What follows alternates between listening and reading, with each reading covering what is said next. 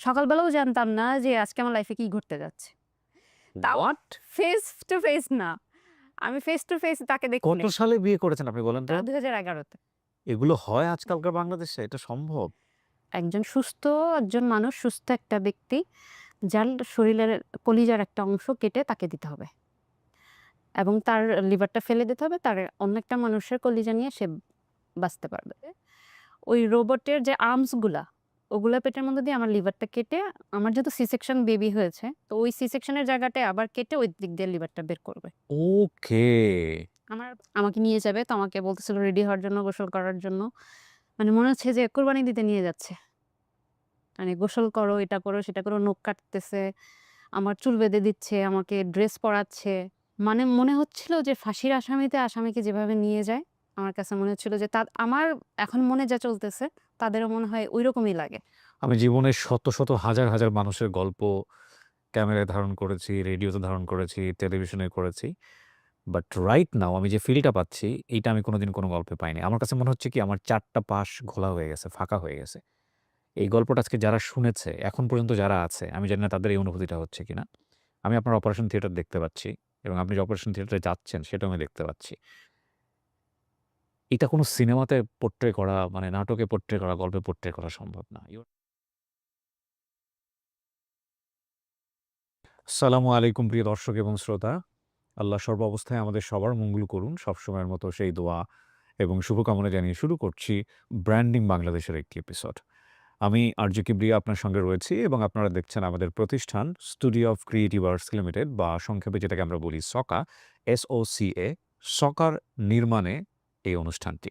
আমাদের এই অনুষ্ঠানটি সহ আরও যাবতীয় যেসব অনুষ্ঠান আমরা ইউটিউব এবং ফেসবুকের জন্য নির্মাণ করে থাকি, সেই সব অনুষ্ঠানগুলোতে আপনি অংশগ্রহণ করতে চাইলে আমাদেরকে ফোন করবেন। আমাদের ফোন নাম্বার আপনারা স্ক্রিনে দেখতে পাচ্ছেন 09639887777।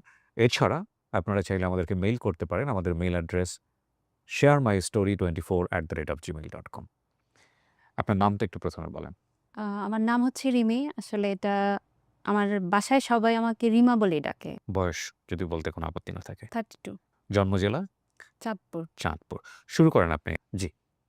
মানে আমার বেড়ে ওঠাটা একদমই গ্রামে, একদম প্রত্যন্ত গ্রাম যেটা। আমরা গ্রাম বলতে যেরকম বুঝি একদমই গ্রামে। মানে ছেলেরা যেমন হাডুডু খেলতেছে, কাবাডি খেলছে, ফুটবল খেলতেছে, ক্রিকেট খেলছে।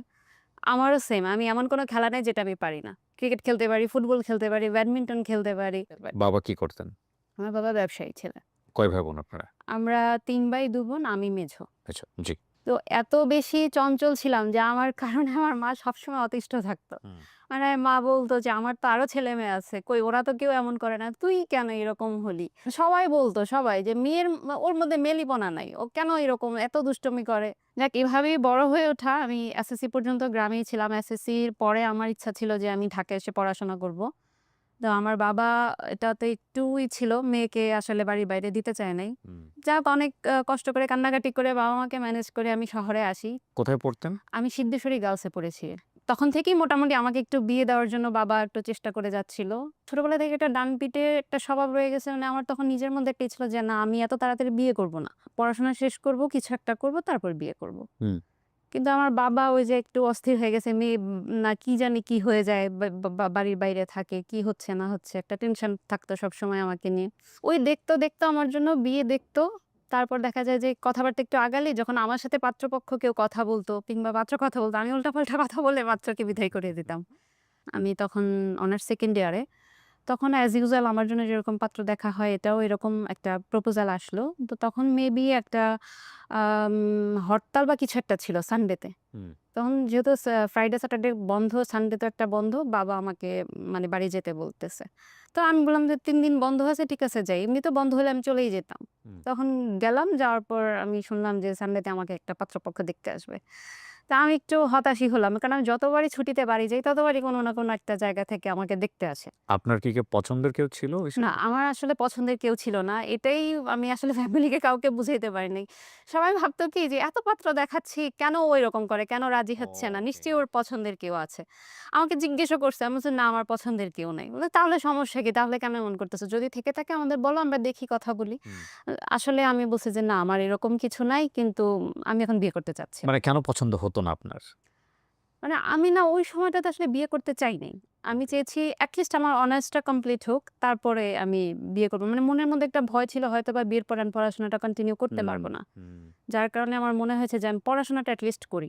জি। আমি ক্যারিয়ার গড়ি বা না করি আমি মানে এটলিস্ট আমার পড়াশোনাটা একটা পর্যায়ে আমি রেখে বিয়ে করতে চেয়েছি। ওকে। তারপর আমার ক্যারিয়ার হোক বা না হোক সেখানে আমার কোনো আপত্তি নেই। কিন্তু আমি পড়াশোনাটা কমপ্লিট করতে চেয়েছি। পারফেক্ট। মানে এর মধ্যে আবার আমার বাবা-মাও মোটামুটি একটা গ্যাঞ্জাম পাকায় ফেলছে। আমার মা চাচ্ছে না যে এখন এই অবস্থায় বা এখানে বিয়ে দেব। কিন্তু বাবা চাচ্ছে যে না আসুক দেই মেয়ের বিয়ে দিব। বাবা খুব বেশি অস্থির ছিল বিয়ে দেওয়ার জন্য। তো মা আমাকে বলতেছে সকালে তোকে নিয়ে আমি চলে যাব।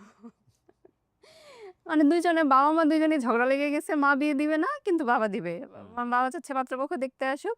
কিন্তু মা বলতেছে যে, "আমি সকালেই তোকে নিয়ে চলে যাব।" বা আমাকে বলতেছে, "তুই চলে যা। তুই কেন আসলি?"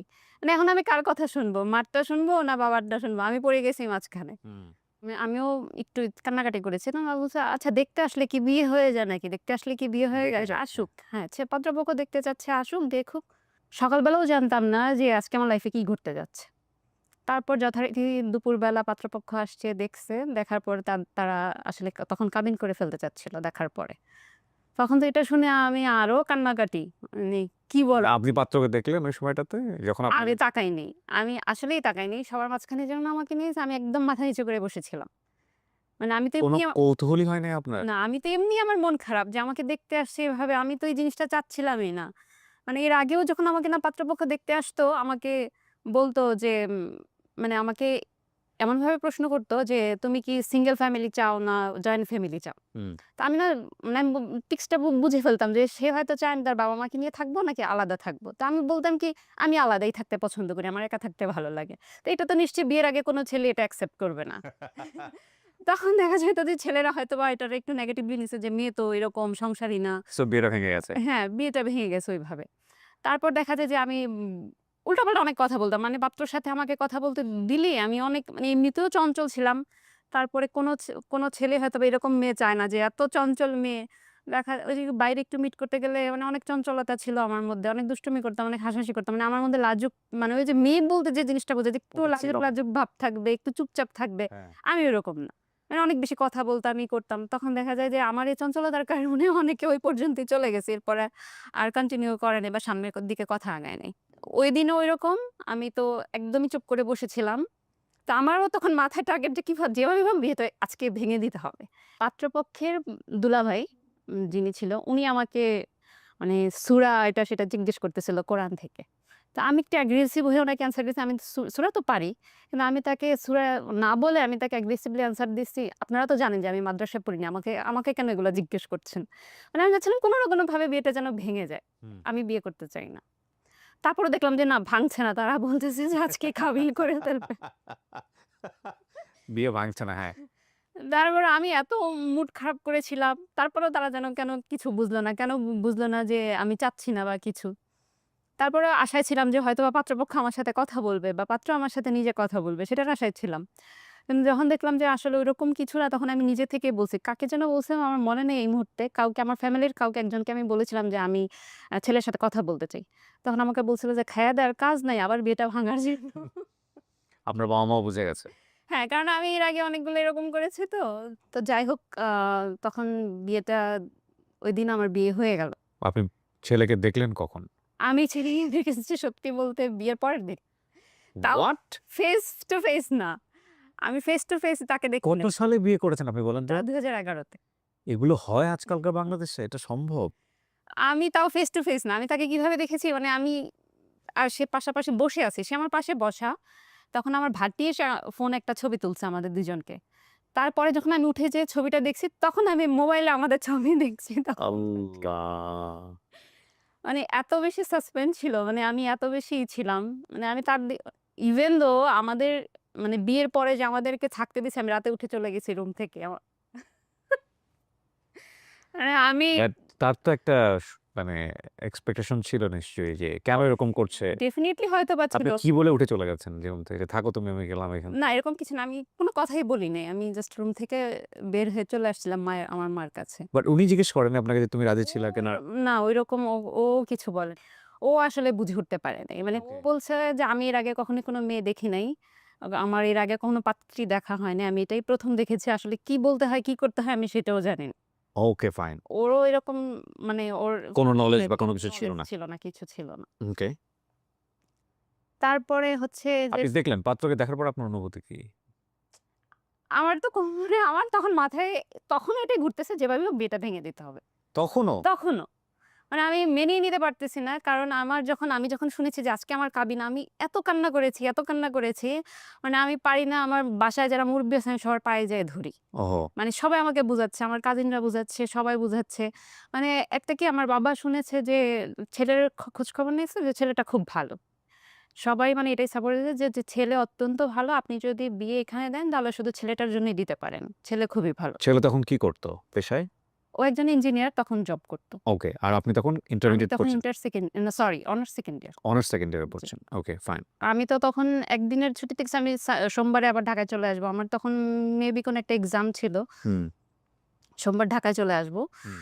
তখন আমি যথারীতি বিয়ের পরের দিনই আমি চলে আসি। বিকালবেলা না হয় কখন যেন আমি চলে আসি। আর চলে আসি বলতে ওই ছেলেও আমার সাথে আসছে।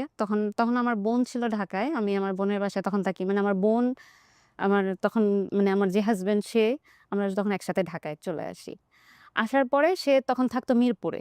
আমি থাকতাম খিলগাঁও এরিয়াতে। সে চলে যায় তার মতো তার বাসায়, আমি চলে যাই আমার বাসায়। মানে আমার বোনের বাসায়।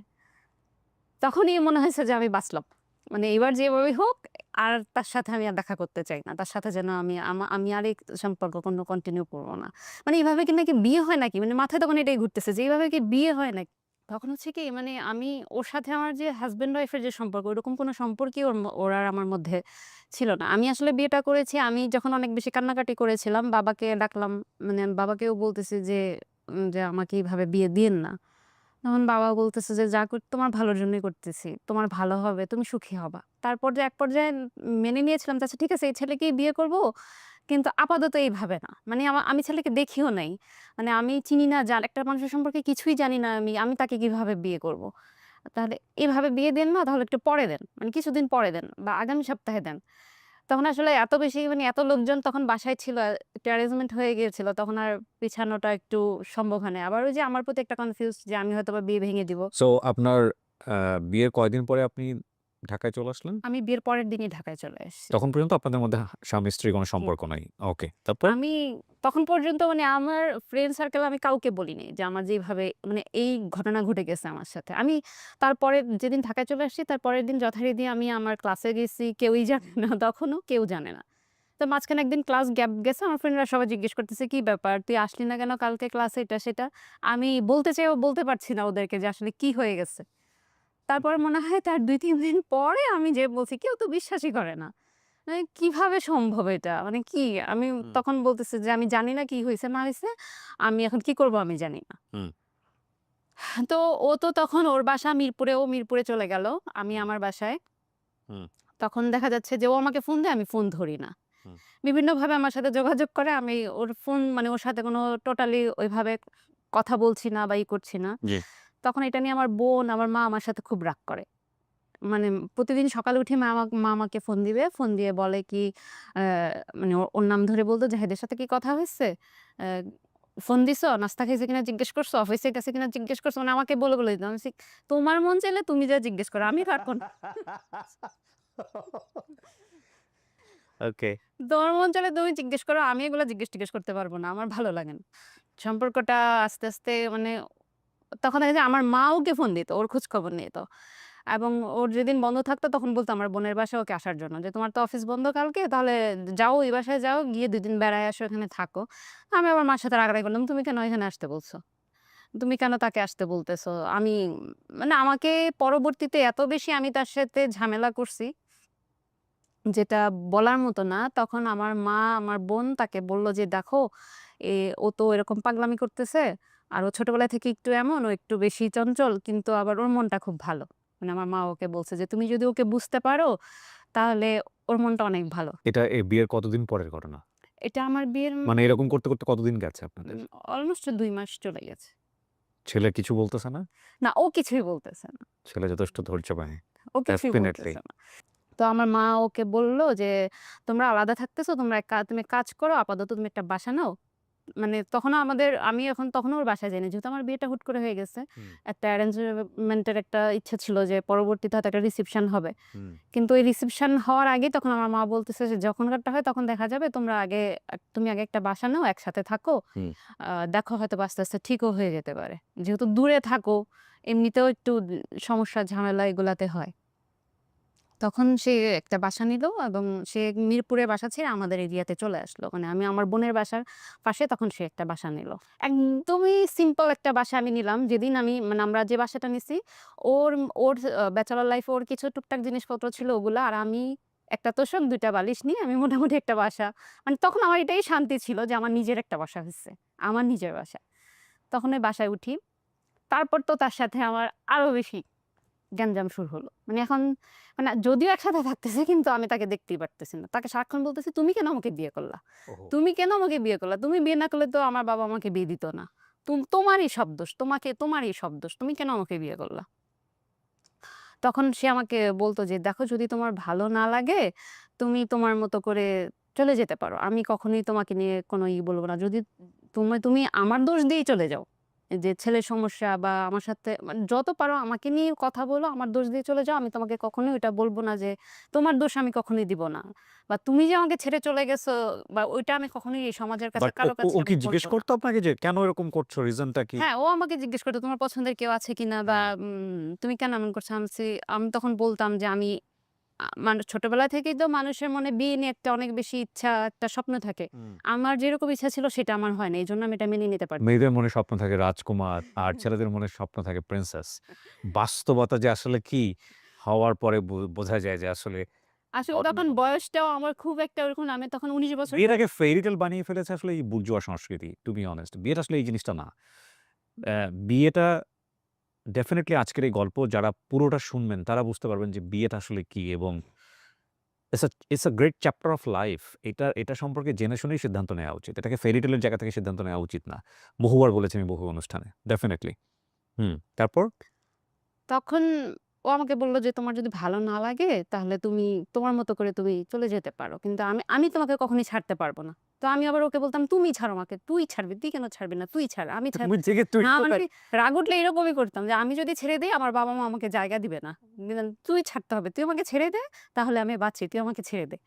তখন "আমি এই কাজটা কখনোই করতে পারব না। আমি তোমাকে কখনোই ছাড়তে পারব না। তোমার যদি ভালো না লাগে তুমি চলে যাও। আমার যত দোষ আছে সব বলো। এগুলা বলে তুমি চলে যাও।" কিন্তু আবার তখন আমার মাথায় কাজ করতো, আচ্ছা আমি যদি ছেড়ে চলে যাই আমার বাবা-মা তো আমাকে জায়গা দিবে না। আমি যাবো কোথায়? বাসায় কি রান্না-বান্না করতেন ওই সময়টাতে? না আমি তখন রান্না-বাড়া খুব একটা আমি পারি না। তাহলেও তাহলে এমনি আমার বোনের বাসা কাছে ছিল। আমার বোন রান্না করে, করে বক্সে করে পাঠায় দিত। বাট আপনার ফ্যামিলি ইনফর্ম ছিল যে আপনাদের সংসারে এরকম চলতেছে, এভাবে ঝামেলা চলতেছে? ওর ফ্যামিলিতে স্টিল হয়তো আজকে আমার ভিডিও দেখলে হয়তো জানতে পারবে। এখন পর্যন্ত কেউ জানে না ওর সাথে যে আমার একটা ইনিশিয়ালি কি ছিল? জি? ইনিশিয়ালি এগুলা ছিল তখন না পর্যন্ত কেউ জানেন? জানে না ওগুলা, কেউ কেউ জানে জানে না। না। আর আপনার ফ্যামিলিতে? আমার ফ্যামিলি ওকে, আমার ফাইন। বাবা-মা, ভাই-বোন সবাই জানে। কারণ বাট আমি উনাদের যেরকম কাছ থেকে ফিল হয় না যে বিয়ে দিয়ে বিপদেই পড়লাম কিনা আপনার বাবা-মারে? হ্যাঁ। এরকম তো অনেক মানে গিল্টি ফিল করছে তারা যে কি করলাম, কি করলাম, কি করলাম? মানে একদমই মন বসতেছে না মেয়েটার এতদিন হয়ে গেল এখনো এরকম করতেছে। হ্যাঁ। বাবা মাঝে, মাঝে রাগ হইতো। অনেক রাগ হইতো। মানে আমার সাথে রাগ হইতো। আবার আমিও বাবার সাথে রাগ হইতাম। তুমি তো আমাকে বিয়ে দিছো। কেন দিলা এভাবে? আমিও বাবার সাথে রাগ করে অনেকদিন কথা বলি নাই। তখন যখন এক পর্যায়ে এরকম ছিল আবার তার প্রতি আমার মায়াও লাগতো। দেখতাম যখন তার সাথে আমার ঝগড়াঝাটি হয় বা কিছু সে চুপচাপ বসে, বসে কান্না করত। মানে আমি যখন বলতাম আমি চলে যাবো, থাকবো না। সে চোখের পানি ফেলতো। তখন এটা দেখলে আবার খুব মায়া লেগে যেত। ওকে। তারপর মা আমাকে একদিন বলল যে, "এখনো এরকম করতেছো? আর কি করব? অনেক তো চেষ্টা করলাম, অনেক বুঝাইলাম। আল্লাহর কাছে দোয়াও করলাম। কোনটাই যেহেতু কিছু হচ্ছে না, তুমি করবাই না তাহলে তো আর কিছু করার নাই। তুমি চলে আসো। কিন্তু এটা মাথায় রাইখো তোমার বয়স কম, তোমাকে হয়তোবা আমরা আবার বিয়ে দিব। কিন্তু সেখানে যদি মানে আমি মানলাম জাহিদ খারাপ। সে অনেক খারাপ। ইভেন ভাইয়া বিশ্বাস করবেন না আমি তার নামে বানায়, বানায় এত খারাপ কথা বলতাম, নেগেটিভ কথা বলতাম যে ও এরকম করে, ও এরকম করে, ও ভালো না, হেন না, তেন না। মানে ওকে যতভাবে নেগেটিভলি আমার বাসায় উপস্থাপন করা যায় আমি সেটাই করতাম। ওকে। শুধুমাত্র বিয়েটা ভাঙার জন্য। শুধুমাত্র তার সাথে আমি থাকব না এইজন্য। তারপর আ মা আমাকে বলল যে, "ঠিক আছে তুমি চলে আসো। কিন্তু তুমি এটা মাথায় রেখো যে তোমাকে আমরা আবার বিয়ে দিব। কিন্তু সেটা যদি জাহিদের থেকেও খারাপ হয় তখন কি করবা?" তখন মানুষ তোমাকে খারাপ বলবে। তোমার আর কোনো উপায় থাকবে না। আর সুখ দেয়ার মালিক আল্লাহ। তুমি যদি একটা মানুষের এরকম কষ্ট দাও মনের মধ্যে, আল্লাহ কখনোই তোমাকে সুখ দিবে না। তুমি সুখে থাকতে পারবে না। তখন এই কথাগুলো মাথায় ঘুরতো। আবার সেও মন খারাপ করতো। তার দিকে তাকালেও মায়া লাগতো। যে আসলেই তো আমি যদি এটা করি আল্লাহ তো মনে হয় না আমাকে ক্ষমা করবে। আমি যদি পরবর্তীতে লাইফটাতে আমার আরো বেশি কষ্ট হয় তখন আমি কি করব? আমার যদি সেই লাইফটা আরো বেশি খারাপ যায় তখন আমি কি করব?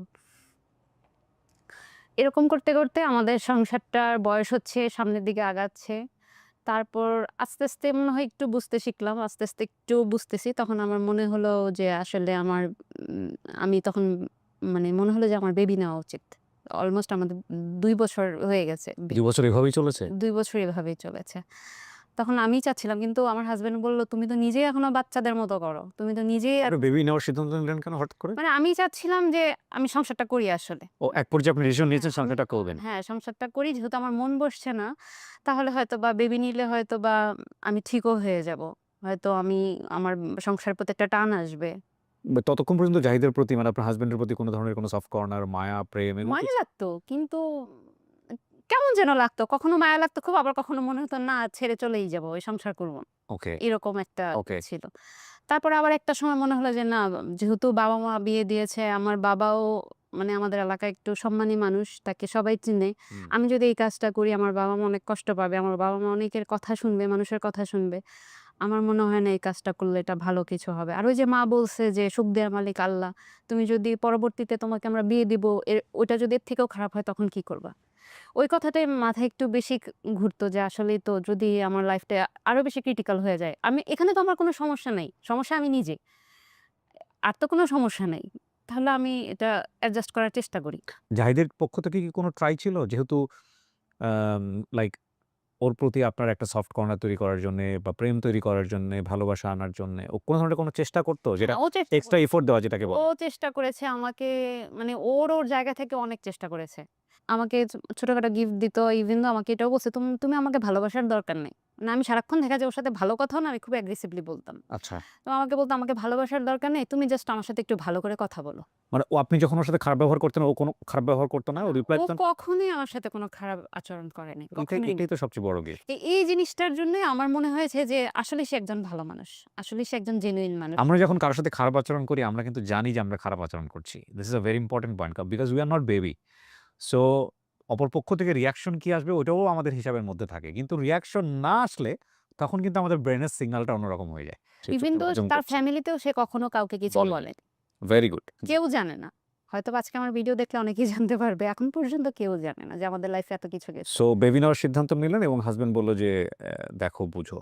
হ্যাঁ, ও আসলে তখন আমাকে বলল যে, "তুমি নিজেই এখনো বাচ্চা। তুমি নিজেই এখনো সংসারী না। তুমি কিভাবে মানে বাচ্চা করবা?" হুম। তখন আ আসলে বিয়ের তখন ২.৫ বছর পরে আমার বেবি আমার হয়। তখন ওই বেবি আসার পর আসলেই যেটা আমি চিন্তা করেছিলাম সেটা হয়। আমি আস্তে, আস্তে একটু সংসারী হয়ে উঠি। বাচ্চার প্রতি মানে বাচ্চা জন্ম দেওয়ার পরে আমি অনেকটাই ঠান্ডা হয়ে যাই। মানে এটা কি তখন আপনার লেখাপড়া আমার তখন বন্ধ হয়ে লেখাপড়া গেছে? কমপ্লিট। ও আপনি অনার্স কমপ্লিট করে ফেলেছেন। অনার্স তো তো আপনার যে ভয় ছিল সেটাও তো হ্যাঁ, হয়নি। সেটাও হয় নাই। সে আমার পড়াশোনার জন্য কোনো হার্মফুল ছিল না। ওকে। সে আমার পড়াশোনায় যথেষ্ট সাপোর্ট দিয়েছে সবকিছুতেই, সবকিছুতেই। আমি বিয়ের আগে যে স্বাধীনতাটা পাই নাই, হ্যাঁ। যেহেতু আমার ফ্যামিলি, আমার বাবা-মা একটু ধার্মিক ছিল। আমাকে মানে ছেলে বন্ধু তো দূরের কথা, আমার কখনো মেয়ে বন্ধুদের সাথেও আমার বাড়ির বাইরে যাওয়ার অনুমতি ছিল না। সেখানে আমি আমার হাসব্যান্ডের কাছ থেকে আমার বিয়ের পরে অনেক স্বাধীনতা পেয়েছি। যার কারণে ওর প্রতি একটা সফট কর্নার তখনই ছিল যে, আমি অনেক ঘুরেছি, বন্ধু-বান্ধবীদের সাথে অনেক জায়গায় যেতাম, খেতে যেতাম, শপিং এ যেতাম, যেটা আমি আগে কখনোই করতে পারিনি। তারপর যখন বেবি হলো, তখন বেবি একটু বড় হলো, আমরা আস্তে, আস্তে একটু ট্যুর দেয়া শুরু করলাম। দেশের বাইরে অনেক জায়গায় গিয়েছি। ঘুরতে অনেক জায়গায় মাশাআল্লাহ। গিয়েছি। সে যথেষ্ট সাপোর্টিভ একজন মানুষ সবকিছুতেই। মানে আমার বাচ্চারা মায়ের থেকে বাবার পাগল বেশি। এবং সে এমন একজন মানুষ, সে মানে বাবার যে অবদানটা বাসায় সেটাও রাখতে পারে, মায়েরটাও সে রাখতে পারে। মানে আমি যদি বাসায় না থাকি, সে বাসায় আছে, আমি ২ দিন বাসায় না থাকলেও কোনো প্রবলেম নেই। সে বাচ্চাদের খাওয়াতে পারবে, ঘুম পাড়াতে পারবে, ইচ অ্যান্ড এভরিথিং সে সবকিছু পারে। গোসল করাতে পারে, সবকিছু করতে পারে। তো বাচ্চারা আমার থেকে তার প্রতি অ্যাটাচড বেশি। ঘুমাবে তার কাছে, আমার কাছে ঘুমাবে না। সে এত বেশি কেয়ারিং একজন মানুষ। সবার ক্ষেত্রেই সে আমাকে বলত যে, "তুমি আমাকে ভালোবাসার কোনো দরকার নেই। তুমি জাস্ট আমার সাথে একটু ভালো আচরণ করো। আমার আর কিছু চাই না।" আমার বেবি বড়টা যখন ১০ বছর, তখন আমি বললাম যে দেখো আমার মানে আমাদেরও ইচ্ছা ছিল না, প্ল্যান ছিল না সেকেন্ড বেবির। তখন একদিন কেন জানি আমি কোথা থেকে একজনকে কথা বলতে শুনেছি যে একটা বাচ্চা হলে কি হয় যে পরবর্তীতে বাবা-মা তো সারা জীবন বেঁচে থাকে না। বাবা-মা না থাকলে এই বাচ্চাটা একদম এক্সাক্টলি। এতিম হয়ে যায়। ট্রু। মানে ওর আপন বলে কেউ থাকে না। তখন এই কথাটা আমার মাথায় খুব লাগলো যে আসলেই তো সত্যি। আমি ওইভাবে কখনো চিন্তা করিনি যে আসলেই তো আমার বাচ্চাটা একা হয়ে যাবে যখন আমি থাকবো না। ওর তো কেউ নাই। ওর আপন বলে তো কেউ নাই। তখন আমি তাকে বললাম যে, "এই জিনিসটা না আমার খুব খারাপ লাগতেছে। আমি আরেকটা বেবি চাই।" তখন আমাকে বলল কি আমি আবার আমার ফার্স্ট বেবি যখন হয় তখন আমি অনেক বেশি সিক ছিলাম সবকিছুতেই। আমি মানে একদমই খাওয়া-দাওয়া করতে পারতাম না। অনেক বেশি সমস্যা। আর যেহেতু আমাদের একার সংসার, মানে আমাদের বাসায় হাসব্যান্ড ওয়াইফ ছাড়া আমরা কেউ নেই। আমাদের একটু দেখাশোনা, বাচ্চা সামলানো একটু কষ্ট হয়ে যায়। তখন সে আমাকে বলছে যে বলতো যে, "তোমার অনেক কষ্ট হবে। আমি মানে চোখে দেখতে পারব না। তোমার এই কষ্টগুলো আমার সহ্য হয় না।" তখন আমি তাকে কনভিন্স করলাম যে, "১ম বারটা নাকি এরকমই হয়। সেকেন্ড বেবি হলে এরকম হয় না। সেকেন্ড বেবি হলে একটু ইজি থাকে ব্যাপারগুলা। আমার সমস্যা হবে না।" তো সেকেন্ড বেবি যখন চাচ্ছিলাম আমার অনেকদিন সময় লেগে যায় সেকেন্ড বেবি কনসিভ করতে। তা আমরা হচ্ছে বেড়াতে যাব মালয়েশিয়াতে। তখন আমি যেদিন আমার ফ্লাইট সন্ধ্যা ৭ টায় আমার ফ্লাইট। আমি সেদিন সকালবেলা জানতে পারলাম যে আমি কনসিভ করেছি। ওকে। কিন্তু আমার তখন মাথায় ঘুরাচ্ছিল যে আমি কি করব? আমার ৭ টার সময় ফ্লাইট। আমি কি করব? আমি যদি এই বিষয়টা আমার হাসব্যান্ডকে বলি ও সব ক্যানসেল করে দিবে এখন। কিন্তু আমি চাচ্ছি না যে এটা রিস্কি ক্যানসেল পিরিয়ড হোক। ওই সময়টাতে হ্যাঁ, ইনিশিয়ালি, হ্যাঁ। কিন্তু আমি চাচ্ছি না যে ট্যুরটা ক্যানসেল হোক। যেহেতু আমাদের সবকিছু বুক করা হয়ে গেছে, হয়ে গেছে। অনেক বড় লস হয়ে যাবে। তারপর লসের থেকে বড় চিন্তা করেছি যে আমার ঘোরাটা মিস হয়ে যাবে। আবার বেবি কনসিভ করলে বেবি হতে আবার সবকিছু ঠিক হতে তো মিনিমাম ২ বছর লেগে যাবে। আবার কবে যাব? এতদিন মানে আমি তাকে বলতে চাই আবার বলতে পারছি না। না আমি জানি এখন যদি বলি সে একদমই সব ক্যানসেল করে দিবে। তখন আমি মেডিসিন-টেডিসিন কিনে মোটামুটি একটু প্রিপারেশন নিয়ে রাখছি। তো আমি যেহেতু জানি যে এর আগেও ফ্লাই করেছি, প্লেনে উঠলে কথা বলা যায় না। যেহেতু কানে একটা অনেক বেশি সাউন্ড লাগে, কথা বলতে গেলে কিন্তু কানে খুব বাজে প্লেনের আওয়াজের ভিতরে কিন্তু প্লেনের ভিতরে কথা বলতে খুব কষ্ট লাগে। আমি জানি না অন্যদের হয় কিনা কিন্তু আমার হয়। আমি কথা বলতে গেলে আমার কান বন্ধ হয়ে যায় প্লেনের মধ্যে। তা আমি তাকে কি বলবো এটা আমি মেসেজ করেছিলাম ফোনে। মানে একটা লেখা লিখে রেখেছিলাম। যেহেতু আমি কনসিভ করছি ওই নিউজটা তাকে আমি কিভাবে দিব? তো আমি চিন্তা করে তাকে মানে আমি যখন বাংলাদেশ ক্রস করে চলে যাব তখন তাকে আমি এটা বলব যে আমি কনসিভ করেছি। তখন তো আর সে ক্যানসেল করতে পারবে না। এর আগে যদি বলি তাহলে সে ক্যানসেল করে দিবে। তো যখন না মোটামুটি আমি ২৫-৩০ মিনিট ফ্লাই করেছি ৩০,০০০ ফিট উপরে। তখন আমি তাকে আমার ফোন বের করে মেসেজটা দেখাই। আমি বলছি, "এটা পড়ো।" তখন সে পড়ে এরকম আমার দিকে তাকায় আছে। মানে কি? তুমি কি করছো এটা? মানে সে খুশি হওয়ার থেকে মানে অবাক সে হয়ে গেছে। ভয় পেয়ে গেছে, অবাক হয়ে গেছে। মানে তুমি কি করছো এটা? তুমি আমাকে এতক্ষণ কেন বললা না? আমি বলছি, বললে কি করতা? ক্যানসেল করতাম। আমি বলছি, এজন্যই বলিনি। মানে আমি তুমি কি পাগল হয়ে গেছো? তুমি এই মানে সে আমাকে মানে সে কি বলবে বুঝে উঠতে পারতেছে না। যে তুমি স্বাভাবিক। কাজটা একটুও ভালো করো নাই। আমাকে বারবার শুধু বলতেছে কাজটা একটুও ভালো করো নাই। এটা অনেক বড় রিস্কি হয়ে যাবে। অজানা একটা দেশে যদি তোমার একটা প্রবলেম হয় আমি তখন কোথায় যাব? কি করব? আমি বলছি, "কিচ্ছু হবে না। চলো, কিছুই হবে না। আমি ঠিক আছি, কিছু হবে না।" তখন যাক এভাবে বলে আসলেই আল্লাহর রহমত ছিল কিছু হয় না। আমরা ভালোভাবে ১৫ দিন ঘুরে-টুরে তারপর দেশে আসি। আসার পরে তার কিছুদিন পর থেকে আস্তে আস্তে আমার হাসব্যান্ড একটু অসুস্থতা ফিল করে। মানে ওর শারীরিক একটু দুর্বল অসুস্থতা ফিল করার কথা আপনার ফিল করতেছে আপনার হ্যাঁ, হাসব্যান্ড। এক্সাক্টলি ও আমাকে এই কথাটাই বলল যে, "প্রেগন্যান্ট তুমি কিন্তু মনে হচ্ছে যেন আমি।" ওকে। মানে যেহেতু আমি কনসিভ করি, আমার আস্তে আস্তে বেবি বড় হচ্ছে। আমার আমার পেট বড় আপনার হচ্ছে ফার্স্ট বেবির সাথে সেকেন্ড বেবির গ্যাপ কত? ১০ বছর। ও! ওকে, তখন মানে পেট বড় হবে আমার, কিন্তু পেট বড় হয়ে যাচ্ছে ওর। ওকে। মানে ও আমাকে এটা বলতেছে যে, "কি ব্যাপার?" মানে দুষ্টুমি করতেছে আমার সাথে যে, "প্রেগন্যান্ট তুমি কিন্তু মনে হচ্ছে যেন আমি।" মানে ও ভাবতেছে যে ওর হয়তোবা বুড়ি বেড়ে যাচ্ছে। হুট আমাকে করেই। বলতেছে হ্যাঁ, আমাকে বলতেছে, "তুমি আমাকে খাবার-দাবার কমায় দিবা তো। ইদানিং খুব অস্বস্তি লাগে, হাঁসফাঁস লাগে, কেমন যেন লাগে, ভালো লাগে না। আমি মনে হয় একটু বেশি খাওয়া-দাওয়া করতেছি।" তখন তো আমি আমার নিজের দিকেই করে কুল পাই না। আমার নিজেরই শরীর ভালো লাগে না। আমি আর তার দিকে অত কেয়ার করি নাই। সে দেখা যায় সে তখন অফিসটাও খুব একটা বেশি সাপোর্ট দিতে পারছে না। সে অনেক বেশি উইক হয়ে যাচ্ছে। তার খুব খারাপ লাগে। সে দুর্বলতা ফিল করতেছে। আর প্রায় সময় হুটহাট জ্বর আসতেছে। ওকে। তো আমিও না তখন ওইভাবে আসলে কেয়ার করিনি যে হয়তোবা সিজন চেঞ্জ হচ্ছে বা এটা সেটা নানানভাবে আমি তখন নিজের প্রতি কারণ আমি তখন প্রেগন্যান্ট। আমি ওর প্রতি ওইভাবে খেয়াল করতে পারিনি। তারপরে কি হয় আ কদরের রাত রমজান মাসে আমি খেয়াল করলাম যে তার পাটা একটু ফুলা লাগছে আমার কাছে। এতদিন সে বলতেছে যে তার পেট ফুলা লাগতেছে, ই লাগতেছে। তো আমি দেখলাম যে তার পা ফুলা লাগতেছে আমার কাছে। তো আমি ওর পায়ের মধ্যে একটু চাপ দিলাম, দেখলাম আমার আঙ্গুল চলে যাচ্ছে মানে দেবে যাচ্ছে। যেটা প্রেগন্যান্ট মহিলাদের ক্ষেত্রে হয়। পায়ে পানি পায়ে পানি চলে আসে। চলে আসে। আমি বললাম, "কি ব্যাপার? যেটা আমার হওয়ার কথা সেটা তোমার কেন হচ্ছে?" তখন আমাকে বলতেছে যে, জানি না ইফতারের পরে পা ঝুলাইয়া যে শুয়েছিলাম মনে হয় ওই কারণে এরকম কিছু। এটা কেমন কথা? মানে পা ঝুলায় শুয়ে থাকলে পায়ের মধ্যে এরকম পানি চলে আসবে? তো আমিও আর ওইটাকে সিরিয়াসলি নিইনি। যে তার পরের দিন আমরা গ্রামে চলে যাই ঈদের জন্য। ঈদ করতে গ্রামে চলে যাই। গ্রামে যাওয়ার পরে আমার মা, আমার ভাই ওরা মানে ওকে দেখেই একটু সন্দেহ করতেছে, "কি ব্যাপার? ও এরকম শুকায় গেছে কেন?" আমি বলছি, "রোজা রাখতেছে তো শুকাবেই।" ও বলছে, "না, এরকম তো আগে কখনো হয়নি। একদম গাল-টাল ভেঙে যাচ্ছে, শরীর পুরা ভেঙে যাচ্ছে। কেমন যেন দেখা যাচ্ছে। আবার ওর পাটা ফুলে আছে।" আমার মা আমার সাথে রাগ করতেছে, "তুমি এই অবস্থায় কেন আসলা বাড়িতে? এই অবস্থায় কেন আসলা? ওকে ডাক্তার না দেখায় কেন তুমি বাড়িতে আসলা?" তো আমিও আসলে তখন তাদের সবার এত সিরিয়াসনেস দেখে আমি একটু টেনশনে পড়ে গেলাম যে আসলে সামথিং রং। মানে কিছু একটা মনে হয় হচ্ছে। না হলে সবাই এত বেশি সিরিয়াস হচ্ছে, এই হচ্ছে। আর সে এমন মানে এর মাঝখানে একটা কথা বলি, আমার বাসায় আমার থেকে সবার পছন্দের ছিল সে। মানে কোন একটা কিছু নিয়ে বললে আমাকে বলত কি, "হ্যাঁ, হইছে আমরা জানি তুমি কেমন।" কখনোই আমার কমপ্লেইন তারা শুনে নাই। তারা এত বেশি তাকে পছন্দ করত সবাই। তারপর আমি আমার বাড়িতে ছিলাম, ও ওদের বাড়িতে চলে গেল ঈদের আগের দিন। আম তখন ওদের বাড়ি থেকেও আমার ফোন আসলো। মানে আমার যা আমাকে ফোন দিচ্ছে যে, "জাহিদের এই অবস্থা, তুমি ডাক্তার না দেখায় কেন আসলা?" তখন আমি জানি না যে ওর যে বাড়িতে যে আরো বেশি অবস্থা খারাপ হয়ে গেছে। হুম, হুম, হুম। ওর তখন লুজ মোশন শুরু হয়ে গেছে এবং সে বিছানায় পড়া ওহো! এবং শরীর আরো বেশি ফুলে যাচ্ছে সবকিছুতে। তখন আমাকে ভাবি বলতেছে যে, "এই অবস্থা, তুমি ডাক্তার না দেখায় কেন আসলা?" তা আমি বলতেছি, "ভাবি আমি তো এরকম কিছু বুঝি নাই। আচ্ছা দেখি তোরে ঈদ শেষ হলে তাহলে তাড়াতাড়ি চলে যাব ঢাকায়।" তো রমজান মাস ঈদ শেষ হলেও তো সবকিছু আবার ওপেন হতে ১ সপ্তাহ ১০ দিন লেগে যায় সবকিছু মিলায়। তখন আমরা ঢাকায় আসলাম।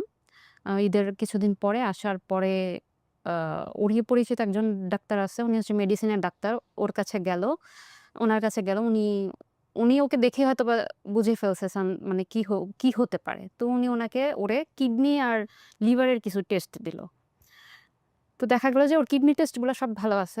অনেকগুলোই টেস্ট দিছে। তো আমার সবগুলোই ভালো ছিল। কিন্তু লিভারের যেই টেস্টটা ওটা তখন উনি বলে নাই। উনি ওকে বলছে যে, তুমি পিজিতে হেপাটোলজিস্ট ডিপার্টমেন্টে তুমি এই ডাক্তার দেখাও।" ডাক্তার সাজেস্ট করে দিল যে এই ডাক্তারের কাছে যাও। তো পিজিতে অনেকদিনই আসলো, টেস্ট করলো। অনেকদিন লেগে গেছে ওর রোগটা ফাইন্ড আউট করতে। অনেক টেস্ট ছিল। ডিএনএ টেস্ট, মানে লিভারের অনেক ফাংশন, অনেক কিছু টেস্ট করতে এগুলোর রেজাল্ট আসতে অনেকদিন লেগে গেছে। ১০-১৫ দিন পরে আমরা জানলাম যে আসলে ওর লিভারে প্রবলেম হয়েছে, যেটা লিভার সিরোসিস এবং যেটা হয়েছে ওর হেপাটাইটিস বি ভাইরাস থেকে। এবং এটা বলা চলে এটা ওদের ফ্যামিলিগতই। মানে তখন তো মানে মাথায় আকাশ ভেঙে পড়াটা কি জিনিস যেটা ছোটবেলা থেকে শুনে আসছি ওইভাবে ফিল করিনি। তখন আসলে আমার মাথায় আকাশটাই ভেঙে পড়েছিল। তখন ওর বয়স কত? যখন এটা ধরা পড়ল? আমার হাসব্যান্ডের হ্যাঁ, ওই সময়টাতে? 40। ৪০ এ গিয়ে এটা ধরা জি। পড়েছে। ওকে, তারপর? তখন আমার মাথায় আসলে আকাশটাই ভেঙে পড়ল। কারণ আমি তখন প্রেগন্যান্ট 6 মান্থ। খুব স্বাভাবিক। আম আর ও আরো বেশি ভেঙে পড়ার কারণ হচ্ছে ওরই এক বড় বোন এক্সপায়ার্ড করেছে সেম কেস। ওহো! Same case. এবং ওই আপা উনি আমার বিয়ের আগেই মারা গেছে। উনি হচ্ছে ১ মাস সারভাইভ করেছে ও রোগ ফাইন্ড আউট করার পরে। ১ মাসের মধ্যে উনি এক্সপায়ার্ড হয়ে গেছে। যার কারণে আসলে আমার মাথায় তখন আকাশটাই ভেঙে পড়ছিল। আমি ঠিকমতো ঘুম নাই, কিছু নাই এবং ওকে আমি কখনো বুঝতে দিতাম না যে আমি যে এত বেশি চিন্তা করছি বা এত কিছু করছি। এবং সারাটা রাত আমি নানান জায়গায় শুধু ঘাটাঘাটি করতাম। যে এই রোগটা কেন হয়? এটার ট্রিটমেন্ট কি? এটা কি হচ্ছে?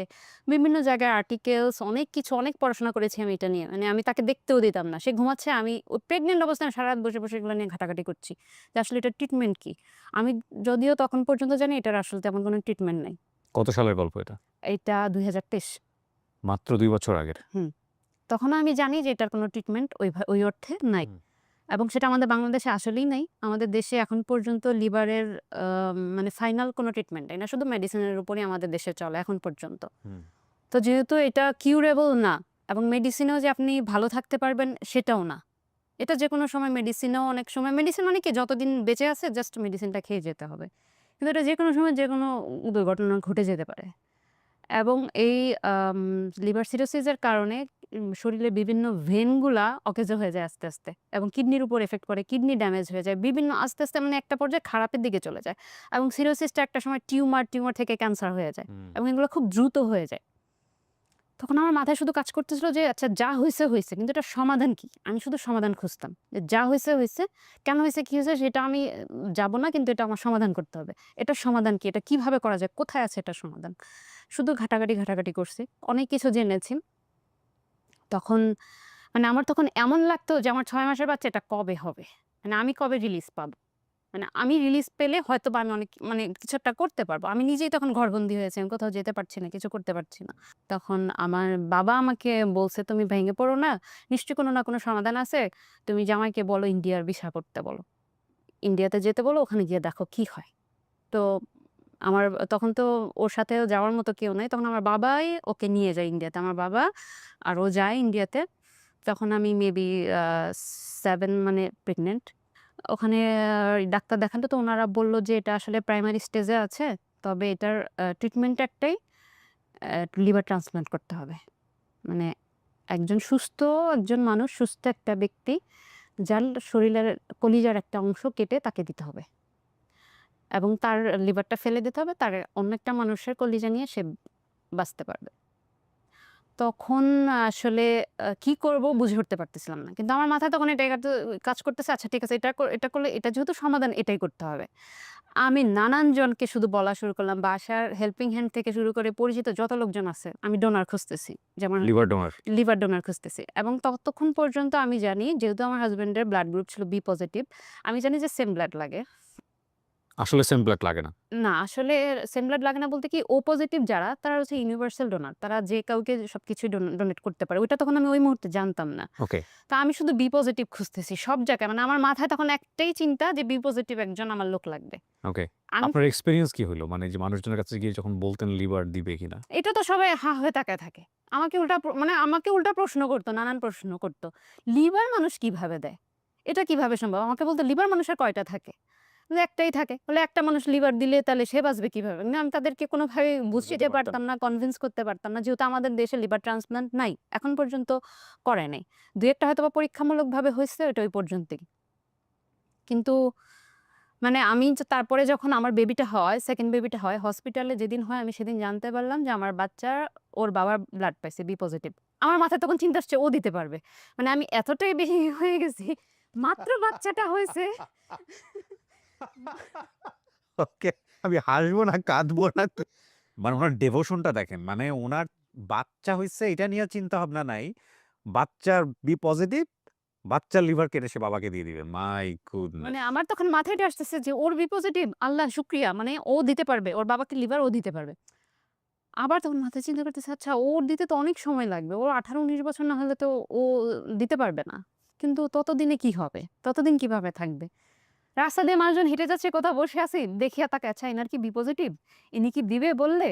মানে চিনি না, জানি না। মাথায় শুধু ওই একটা চিন্তাই আমার ওই সময় সর্বক্ষণ আপনার হাসব্যান্ড মানে জাহিদের অবস্থা কি ছিল?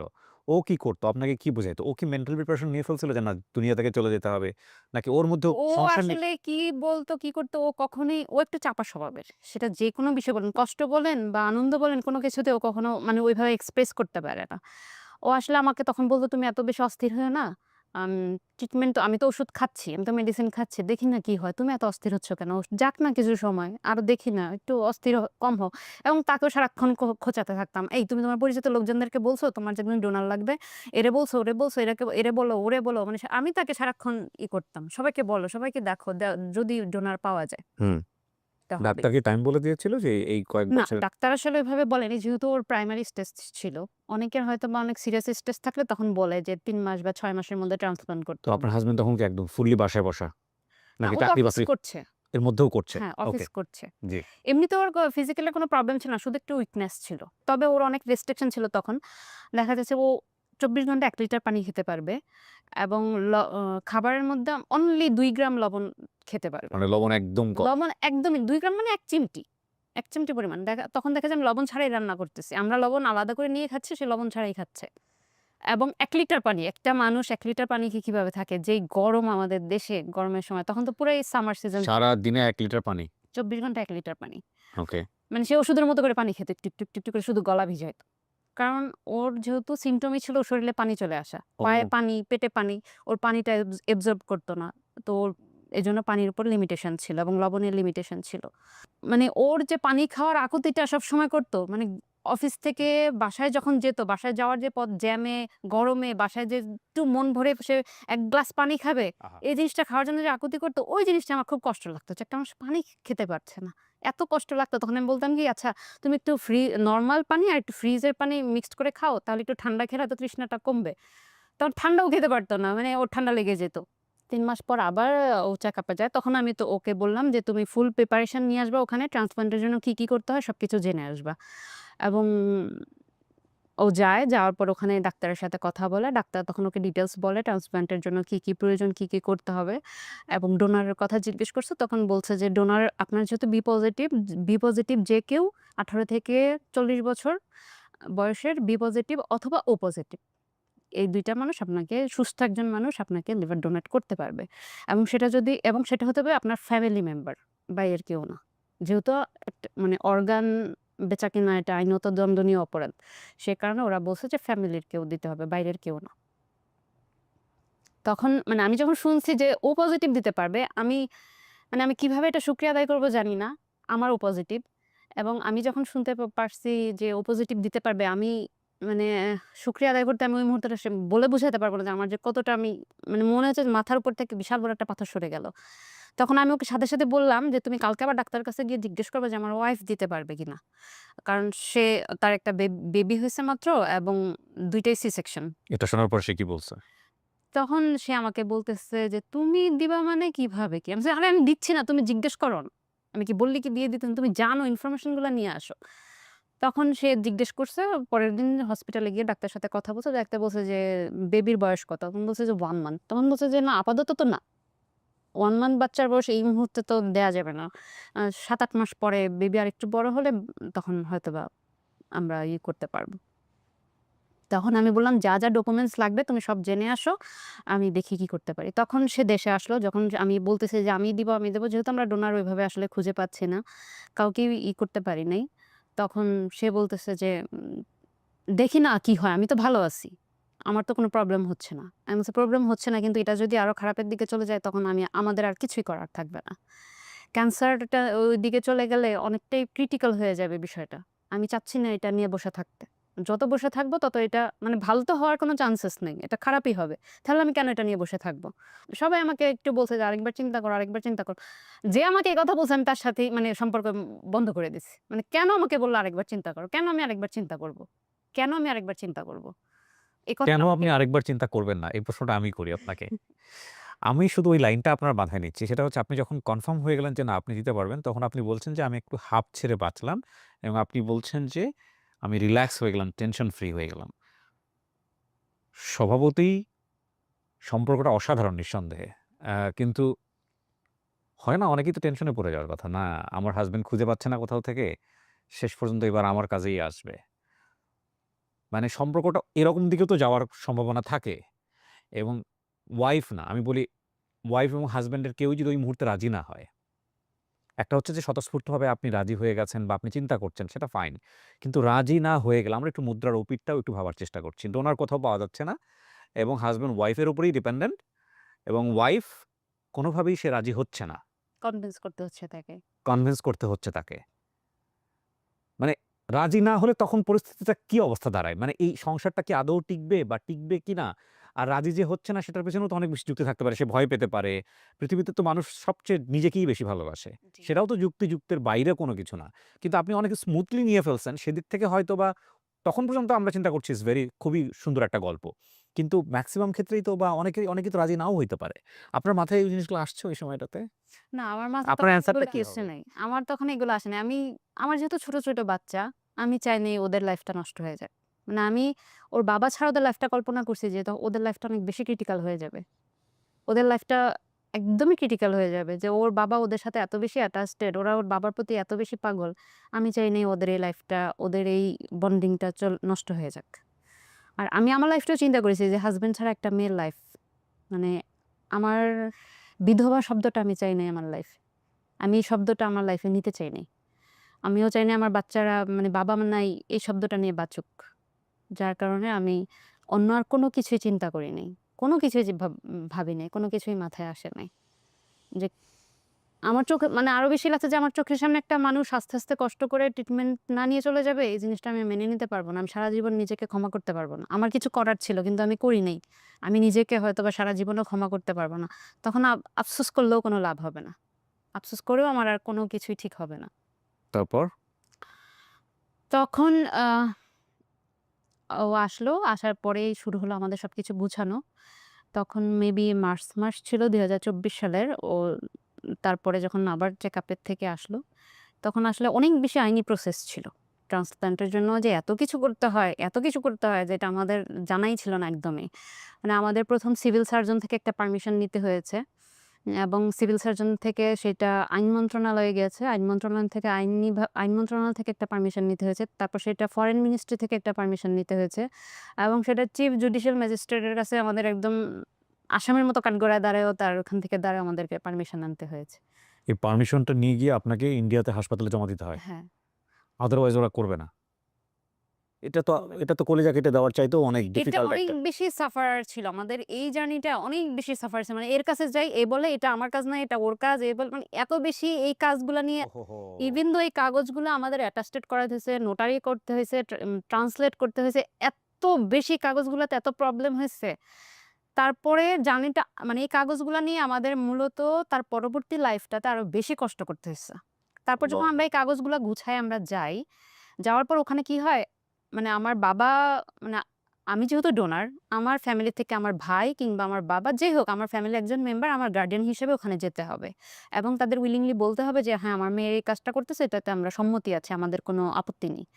তখন দেশে হচ্ছে যে আমাদের দেশের ওই যে ইয়েটা শুরু হয়ে যায়, ছাত্র আন্দোলন শুরু শুরু হয়ে যায়। জি, তখন ভিসা পাওয়াটা খুব টাফ ছিল। আমার জি। বাবা ভিসা পায় নাই। ২-৩ বার আমরা ভিসা জমা দিয়েছি। আমার বাবা ভিসা পায় নাই। এবং আমার ফ্যামিলির কেউই ভিসা পায় নাই। সবাইকে দিয়ে ট্রাই করেছি। কেউ তখন ভিসা পায় নাই। তো যার কারণে আমাদের পরবর্তী ট্রিটমেন্টটা অনেক বেশি জটিল হয়ে গেছে। আমার ফ্যামিলি থেকে কেউ যেতে পারছে না সেজন্য। ট্রিটমেন্টের কথা বাদ দেন। কিন্তু আপনার নিজের স্কুলিং কি ছিল? আপনি কি জানতেন যে আপনার শরীরের ভিতর থেকে একটা অংশ যে কেটে দেওয়া হবে? হ্যাঁ, নিজে কি বোঝাচ্ছিলেন ওই সময়টাতে? আমি তো তখন স্বয়ং ভয় পান? মানে ভয় না। মানে আমি দেখতেছি যে আমার ওই মুহূর্তটা কখন আসবে। ওই অপারেশনের ডেটটা কবে আসবে। কি বলেন?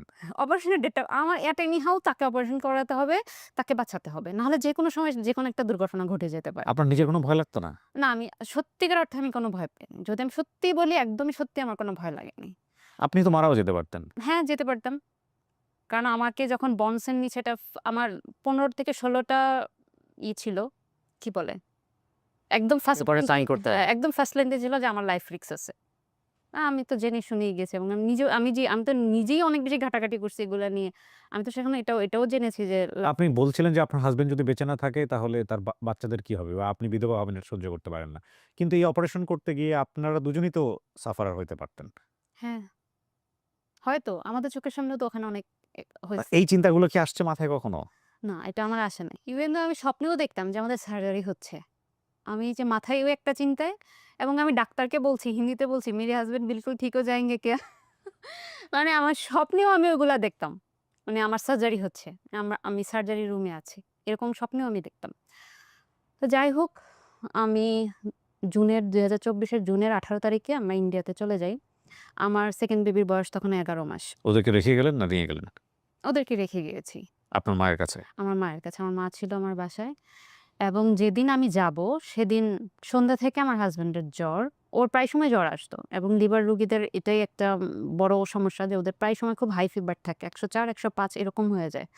ওদের জ্বর থাকে এরকম প্রায় সময়। তো ওর সন্ধ্যা থেকে ওর জ্বর। মানে মানে সকালের ফ্লাইট আমাদের, ওর সন্ধ্যা থেকে জ্বর এবং অনেক জ্বর। ও শুয়ে আছে। এদিকে বাসায় আমাদের একটু বাইরে মানে লোকজন ছিল যেহেতু সকালে চলে যাচ্ছি। বেঁচে ফিরবো কি ফিরবো না জানি না। অনেকেই ইমোশনাল। কিন্তু আমি হচ্ছে মানে কবে অপারেশন হবে? আমার মাথায় শুধু এটা কবে অপারেশন হবে? আমি যাচ্ছি, আসছি ওইসব কোনো কিছুই চিন্তা করছি না। তো আমি আসলে ঐদিন সারাটা রাত ঘুমাতে পারিনি। এতদিন আমার একটুও খারাপ লাগে নাই। কিন্তু ওই সময় যে মনে হয়েছে যে আমি আমি কি আবার আমার বাচ্চাদের দেখতে পারবো কিনা? আবার ফিরে এসে ওদেরকে ধরতে পারবো কিনা? সারাটা রাত আমি আমার ছোট বাচ্চাটাকে কোলে নিয়ে বসেছিলাম। বড় বাচ্চাটা আমার পাশে শুয়েছিল। ও তো কিছু বুঝে ১০ বছর বয়স, ও তো অনেকটাই বুঝে। ও তো কান্না করতেছে। ছোট ও তো কিছু বুঝে না। ওকে নিয়ে আমি সারাটা রাত বসা। শুধু কাঁদতেছি তো কাঁদতেছি, কাঁদতেছি তো কাঁদতেছি। ফজরের আজান দিল, উঠে নামাজ পড়ে আমরা রেডি হয়ে গেলাম। যেহেতু তখন বাংলাদেশে আন্দোলন চলছে। আমাদের ফ্লাইট ছিল ১১ টায় কিন্তু আমরা খুব আর্লি মর্নিং বের হয়ে যাই। কারণ একটু পরে রাস্তাঘাট বন্ধ হয়ে যাবে। আমাদের পৌঁছাতে ঝামেলা হবে। তো আমি তখন বাচ্চাটাকে যখন আমি দেই, আমি গাড়িতে উঠবো, আমার মনে হয় যে আমি ওখানেই নেই। কলিজা তো তখনই কেটে ফেলেছি। মানে আমার তখন এরকম লাগছে যে আমার কোলের বাচ্চা, আমার দুধের শিশু আমি রেখে চলে যাচ্ছি। আমি জানি না আবার ফিরে আসতে পারবো কিনা। আমি জানি না ওদের ভাগ্যে কি আছে। আমি জানি না আমার কি হবে, ওদের কি হবে। আমি আর ফিরে আসতে পারবো কিনা জানি না। এয়ারপোর্টে পৌঁছানোর সাথে, সাথে আমি বমি করে মাথা ঘুরে পড়ে যাই। তখন মানে এমন একটা সময় পড়ি, তখন যে আমি চেক ইন করতেছি তখন আমি পড়ে যাই। তখন চেক ইন অফিসার আমাকে ফ্লাই করার অনুমতি দিচ্ছে না। উনি আমাদের ফ্লাইট ক্যানসেল করে দিচ্ছে। ওহো! তখন তো মানে আমি তো পড়ে গেছি। আমার হাসব্যান্ড আমাকে ধরে বসে আছে। উনি যখন বলল যে, "আপনারা ফ্লাই করতে পারবেন না।" এটা শুনে আমার মাথা খারাপ হয়ে গেছে। আমি তখন ওই অবস্থায় উঠে দাঁড়ায় পড়ছি। আমি বলছি, "না, না আমি ঠিক আছি। আমি ফাইন। কিছু হবে না। আমি তো ঘুমাই নাই। এই রাতে ঘুমাই নাই। এজন্য আমার একটু খারাপ লাগছে, মাথা ঘুরাচ্ছে।" তখন উনি আমাকে বলল যে, "এই পারমিশন তো আমি আপনাকে দিতে পারব না। আপনাকে ডাক্তারের থেকে পারমিশন নিয়ে আসতে হবে।" মানে মনে হলো আল্লাহ কি শুরু হলো? একটার পর একটা বাধা আসতেছে তো আসতেছেই। তখন আমাদেরকে এয়ারপোর্টের যে ডাক্তার থাকে উনার কাছে নিয়ে গেল। ওই রুমে নিয়ে গেল। ওখানে নার্স, ডাক্তার অনেক কিছু দেখলো। আমাকে চেকআপ-টেকআপ করলো। দেখলো যে আমার বিপি অনেক লো হয়ে গেছে। তখন ওরা আমাকে কিছু মেডিসিন দিল, স্যালাইন-ট্যালাইন দিল। ওখানে কিছুক্ষণ থাকার পরে তখন ডাক্তার পারমিশন দিল যে, "নাও শি ক্যান গো।" ইয়েতে লাউঞ্জে গিয়ে আমি শুয়ে পড়ছি। আমার আর কিচ্ছু মনে নেই। আমার আর কিছুই মনে নেই। যখন আমাদের ফ্লাইট টাইম হলো আমাকে উঠাইয়া বলল, "কিছু খেয়ে নাও, চলো যাই।" বলছি, "আমি খাবো না কিন্তু চলো যাই।" তারপর ওই অবস্থায় আমি উঠে প্লেনে উঠে যে কিভাবে আমি ইন্ডিয়া গেছি আমি জানি না। আমার সত্যিকার অর্থে আমার কোনো সেন্স কাজ করে নাই তখন। আমি কি সজাগ ছিলাম না ঘুমায় ছিলাম আমার কিচ্ছু মনে নাই। তারপর আমি আহ নেমে আমাদের যে রুম নিলাম, রুমে যাওয়ার পর আমি বাসায় ফোন করি, ঢাকাতে ফোন করি। ফোন করে বলি যে আসছি। ৩ মিনিট মনে হয় ৩ মিনিটের মতো কথা বলেছিলাম যে বাচ্চারা কি করতেছে এটা সেটা। বলার পর আমি তখন লাঞ্চ করে ঘুমায়ে পড়ছি। সন্ধ্যা ৮টার দিকে উঠলাম। উঠে ফোন দেই আর ফোন আসে না। তখন বাংলাদেশে নেট অফ করে দিল। ওই দিনই নেট অফ হয়ে গেছে। ইন্টারনেট বন্ধ। আমি তো তখন পাগলের মতো চিৎকার করা শুরু করছি। মানে আমি আজকে আসলাম। আজকে রাতটা অন্তত জানতাম যে বাচ্চারা রাত ঘুমাচ্ছে না, কান্না করতেছে না, কি করতেছে। সারাটা রাত আমি শুধু কান্না করছি। সারাটা রাত। ছোটখাটো বাচ্চারা যখন হসপিটালে দেখতাম, এখানে সেখানে দেখতাম যে কোলে নিতাম। মানে কেন যেন নিজের বুকটা খুব হাহাকার লাগতো বাচ্চাদের জন্য। ওদের কান্না, ওদের কথা মনে হতো সারাক্ষণ আমার কানে বাজতেছে। ওখানে যাওয়ার পরে আমাদের এত টেস্ট প্রতিদিন করতে হতো। মানে আমার শরীর থেকে ব্লাড নিতে আমার এই জায়গাটা পুরা বিষাক্ত হয়ে গিয়েছিল। কালো হয়ে গেছে। সিটি স্ক্যান, এমআরআই এইটা সেটা কত কি। আমার ভয়াবহ অভিজ্ঞতা হয়েছে সিটি স্ক্যান আর এমআরআইতে। সিটি স্ক্যান মেশিনে আমাকে কিছু একটা মেডিসিন আমাকে স্যালাইন দিয়ে দিয়েছিল যেটা আমার পুরোটা শরীরের শিরা উপশিরা সব ফুলে গেছে। সাথে, সাথে এবং ওরা আমাকে বলছে যে এরকম একটা ফিল হবে আপনি ভয় পাবেন না। এবং আমার নিঃশ্বাস বন্ধ রাখার কথা ছিল যে আপনি যখন মেডিসিনটা আমরা আপনাকে পুশ করব আপনি নিঃশ্বাস বন্ধ রাখবেন। নিঃশ্বাস বন্ধ রেখে ওই অবস্থা আমার শরীরে মানে একটা মেডিসিন যাচ্ছে, সারা শরীরের রগগুলা ফুলে যাচ্ছে। আমার মনে হচ্ছে কান, নাক, মুখ সবকিছু দিয়ে আমার ফুটন্ত গরম পানি বের হচ্ছে। আমার এমন লাগতেছিল। মানে সবকিছু দিয়ে এরকম একটা মানে আমি নিজেকে কন্ট্রোল করতে পারতেছি না। তার মধ্যে আবার আমাকে বলছে আমাকে নিঃশ্বাসটা একটু বন্ধ রাখতে। ওইটা এত ভয়াবহ অভিজ্ঞতা ছিল। তারপর এমআরআই মেশিনে আমার ১.৫ ঘন্টা লাগছে। আমি এমআরআই মেশিনের মধ্যে পুরা। মনে হচ্ছে আমি কবরে আছি। এমআরআই মেশিনটা একদম পুরো এরকম না। মানে একদম কবরের মধ্যে মনে হচ্ছে আমি ১.৫ ঘন্টা শুয়েছিলাম। এবং হসপিটালের সমস্ত ডিপার্টমেন্ট, সমস্ত ডাক্তাররাই আমাদের দেখলো। ডাক্তাররা দেখার পর সবাই সার্টিফাইড করলো যে আমরা ট্রান্সপ্লান্টের জন্য আমরা ফিট আছি। ডাক্তার আমাকে এটাও বলছে যে, "তুমি কি স্বইচ্ছায় এখানে এসেছো কিনা? যদি তোমার হাসব্যান্ড ফোর্স করেছে কিনা বা তার ফ্যামিলি থেকে তোমাকে ফোর্স করে পাঠাইছে কিনা? হুম। যদি এরকম কিছু হয়ে থাকে তুমি আমাদেরকে বলো, আমরা এটা অন্যভাবে বলে দেব যে তুমি মেডিকেলি ফিট না।" আমি তখন মানে বলেছি যে, "না, এরকম কোনো কিছুই না। আমি স্বইচ্ছায় এসেছি এখানে।" হসপিটালে বড় যে ডাক্তার যিনি প্রফেসর, উনার অনুমতির অপেক্ষায় ছিলাম। তো লাস্ট উনি আসলে ডেটটা দেয়। উনার কাছে গিয়েছি। উনিও আমাদেরকে পারমিশনটা দিয়ে দেয়। ডেট হয়। তখন থেকে আসলে একটু ভয় লাগা শুরু করলো। যখন আমাদের ডেট ফিক্সড হয়। দুজনের অপারেশন কি একই দিনে হবে? হ্যাঁ, একই দিনে। লাইক আপনার কাছ থেকে নিয়ে ওকে দিয়ে দিবে? হ্যাঁ, একই দিনে। ভর্তি হলাম। তার পরের দিনই আমাদের সার্জারি হওয়ার কথা ছিল। তো সামহাউ আমাদের সার্জারিটা একদিন পিছায়া যায়। কারণ তখন একটা ইমার্জেন্সি কেস চলে আসে। একটা বেবির ইমার্জেন্সি ট্রান্সপ্লান্ট করতে হবে। তো আমরা যেহেতু চাচ্ছিলাম আমি ডোনারের সার্জারিটা একটু রোবোটিক করার জন্য। তাহলে রোবটিক বলতে? রোবোটিক বলতে এটা এমনিতে তো আপনার ফুল বডি ওপেন করতে হয়। হুম। রোবোটিক বলতে হচ্ছে আপনার রোবটে ৫-৬ টা ফুটা হবে পেটের মধ্যে। ওই রোবটের যে আর্মস গুলা, ওগুলা পেটের মধ্যে দিয়ে আমার লিভারটা কেটে আমার যেহেতু সি সেকশন বেবি হয়েছে, তো ওই সি সেকশনের জায়গাটায় আবার কেটে ওই দিক দিয়ে লিভারটা বের করবে। ওকে। আমার আর বডি ওপেন হচ্ছে না। তো আমার এই টেকনোলজি আছে? হ্যাঁ, আছে। তো আমার হাসব্যান্ড আমার মেডিকেল সায়েন্স নিয়ে শো করার ইচ্ছা আছে। আমি আসলে অনেক কিছু করার ইচ্ছা করি। টু বি অনেস্ট আপনাদেরকে বলি। আমার মাথার মধ্যে প্রতিদিনই ২-৩ টা করে আইডিয়া আসে। কিন্তু আমার সময়ের অভাবে করা হয় না। আফসোস! মানে আমার যদি এরকম হতো যে মানুষজন এআই এর যুগে চলে যাচ্ছে না? আমি যদি এরকম হতো যে কমান্ড দিয়ে আমার মতো ২-৩ টা ভার্সন বানায় ফেলতে পারি, তাহলে আপনি দেখতেন যে আমি কত রকমের টক শো করতেছি বাংলাদেশে। ওকে, তারপর? তো যখন আমরা ওখানে যাওয়ার পর ডাক্তার আমাদের সার্জারি সম্পর্কে সবই ডিটেইলস দিয়েছে যে আপনি ওপেন করতে হলে আপনাদের এরকম বাজেট থাকতে হবে, এটা সেটা অনেক কিছু আমাদের দিয়েছে এবং হুম, যদি আপনি রোবোটিক করেন আপনার বাজেটটা এরকম হবে এবং আপনি যদি রোবোটিক করেন আপনি খুব আর্লি রিকভারি করতে পারবেন হুম। এবং এটা রিস্ক অনেক কম। তো যখন আমার হাসব্যান্ড এটা শুনছে ও তো শুরু থেকেই বলতেছে, "তাইলে তোমাকে রোবোটিকই করাবো, তোমাকে রোবোটিক করাবো।" আপনার হাসব্যান্ডটাকে রোবোটিক করা যায় না? না, না। তো ওর কাটতেই হবে। সিটের রোবোটিক করা যায়। যেহেতু ওর লিভারটা বের করে ফেলবে। হুম। ওর তো পুরোটাই বের করে ফেলবে। ওটা তো আর রোবোটিকে করা সম্ভব না। মানে পুরোটাই ফেলে দিবে? পুরোটাই ফেলে দিবে। ওকে। মানে ওরটা তো পুরাটাই ড্যামেজ। আপনার কাছ থেকে কত পার্সেন্ট নিবে? আমার কাছ থেকে 60%। 60% তখন আমাকে বলেছিল আমাকে 30 থেকে 60 মানে তখনও এক্সাক্ট আমাকে অপারেশনের আগে বলা হয়নি কতটুক নিবে। কিন্তু আপ টু 60%। কিন্তু আমাকে একদম আপ টু টাই নিয়েছে। 60% ই নিয়েছে। হ্যাঁ, 60। তো কালকে আমার সার্জারি আমি স্টিল রাতে ১২টা-১টা পর্যন্ত আমাদের দুজনের রুম আলাদা ছিল। মানে অপোজিটই আমার রুমটা ছিল, এই পাশে ওর রুমটা ছিল। আমি ওর রুমে বসেছিলাম। ওর সাথে দুষ্টামি করতেছি, হাসতেছি, ই করতেছি। তখন আমি আমার রুমে চলে যাই। মানে ডাক্তার আসলো, আমাকে কিছু মেডিসিন-টেডিসিন দিল খাওয়ার জন্য। ডাক্তার এসে আমাকে আমার রুমে ডেকে নিয়ে গেল। তো ওখানে আমি মেডিসিন-টেডিসিন খেয়ে আমি ওই রুমে যদিও আমি ঘুমাই নাই, কিন্তু তার রুমে আমি আর আসতেছি না যে সে তো যদি ঘুমায় থাকে আমি গেলে মানে উঠে যাবে। আমি এই ভয়ে তার রুমে আসতেছি না যে আমি যদি দরজাটা খুলি তখন হয়তোবা সে উঠে যাবে। সে ঘুমাক, সকালে সার্জারি। আমি না ঘুমাই, আমি না ঘুমাই। কিন্তু তার ঘুমে যেন ডিস্টার্ব না হয়। অস্থির যে কখন মানে আমি তখনও অস্থির কেন আমার সার্জারিটা হচ্ছে না? কেন লেট হচ্ছে? ওই যে একদিন মাঝখানে গ্যাপ হয়ে গেল। এত মন খারাপ হইছে আমার। তার ২ দিন আগে আমি শুনেছি একটা পেশেন্ট অ্যাডমিট হয়েছে, সকালে উনার সার্জারি হবে, উনি রাতে মারা গেছে।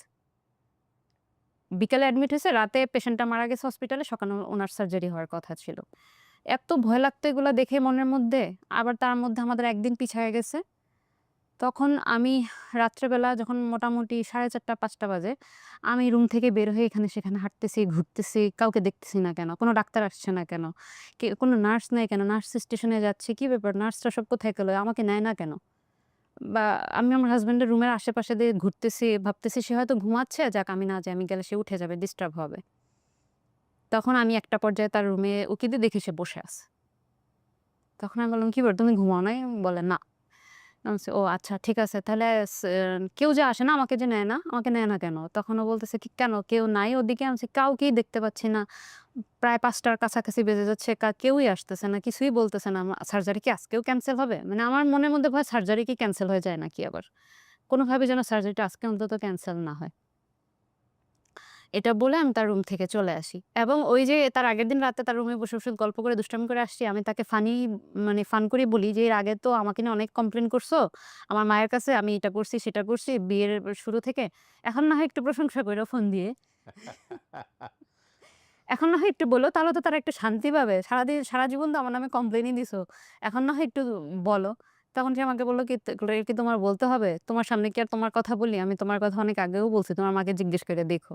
আমার কোনো কমপ্লেইন নেই তোমার বিরুদ্ধে।" তখন আমি আসলে তার রুম থেকে চলে আসি। আসার পরে তারপর আগে আবার আমি কিছুক্ষণ পরে তার রুমে যাই। "কি ব্যাপার? তুমি দেখলা আমি সজাগ, তাহলে তুমি আমার রুমে আসলা না কেন?" মানে তখন ঝগড়া লেগে গেছে। "তুমি দেখলা আমি সজাগ, তুমি তোমার রুমে কেন বসে আছো?" তখন ও বলতেছে যে, "আসলে আমার কি করা উচিত? আমার মাথা কাজ করতেছে না।" মানে ও আমাকে তখন এটা বলতেছে যে, তুমি যে সজাগ আমি তোমার রুমে যাবো, সেটাও আমার মাথায় আসতেছে না। আমার মাথা টোটালি কাজ করতেছে না।" তো আমি বললাম, "তুমি কি আমার মাকে ফোন দিছিলা? বলছিলা যে আমি অনেক ভালো মেয়ে, এটা বলছিলা?"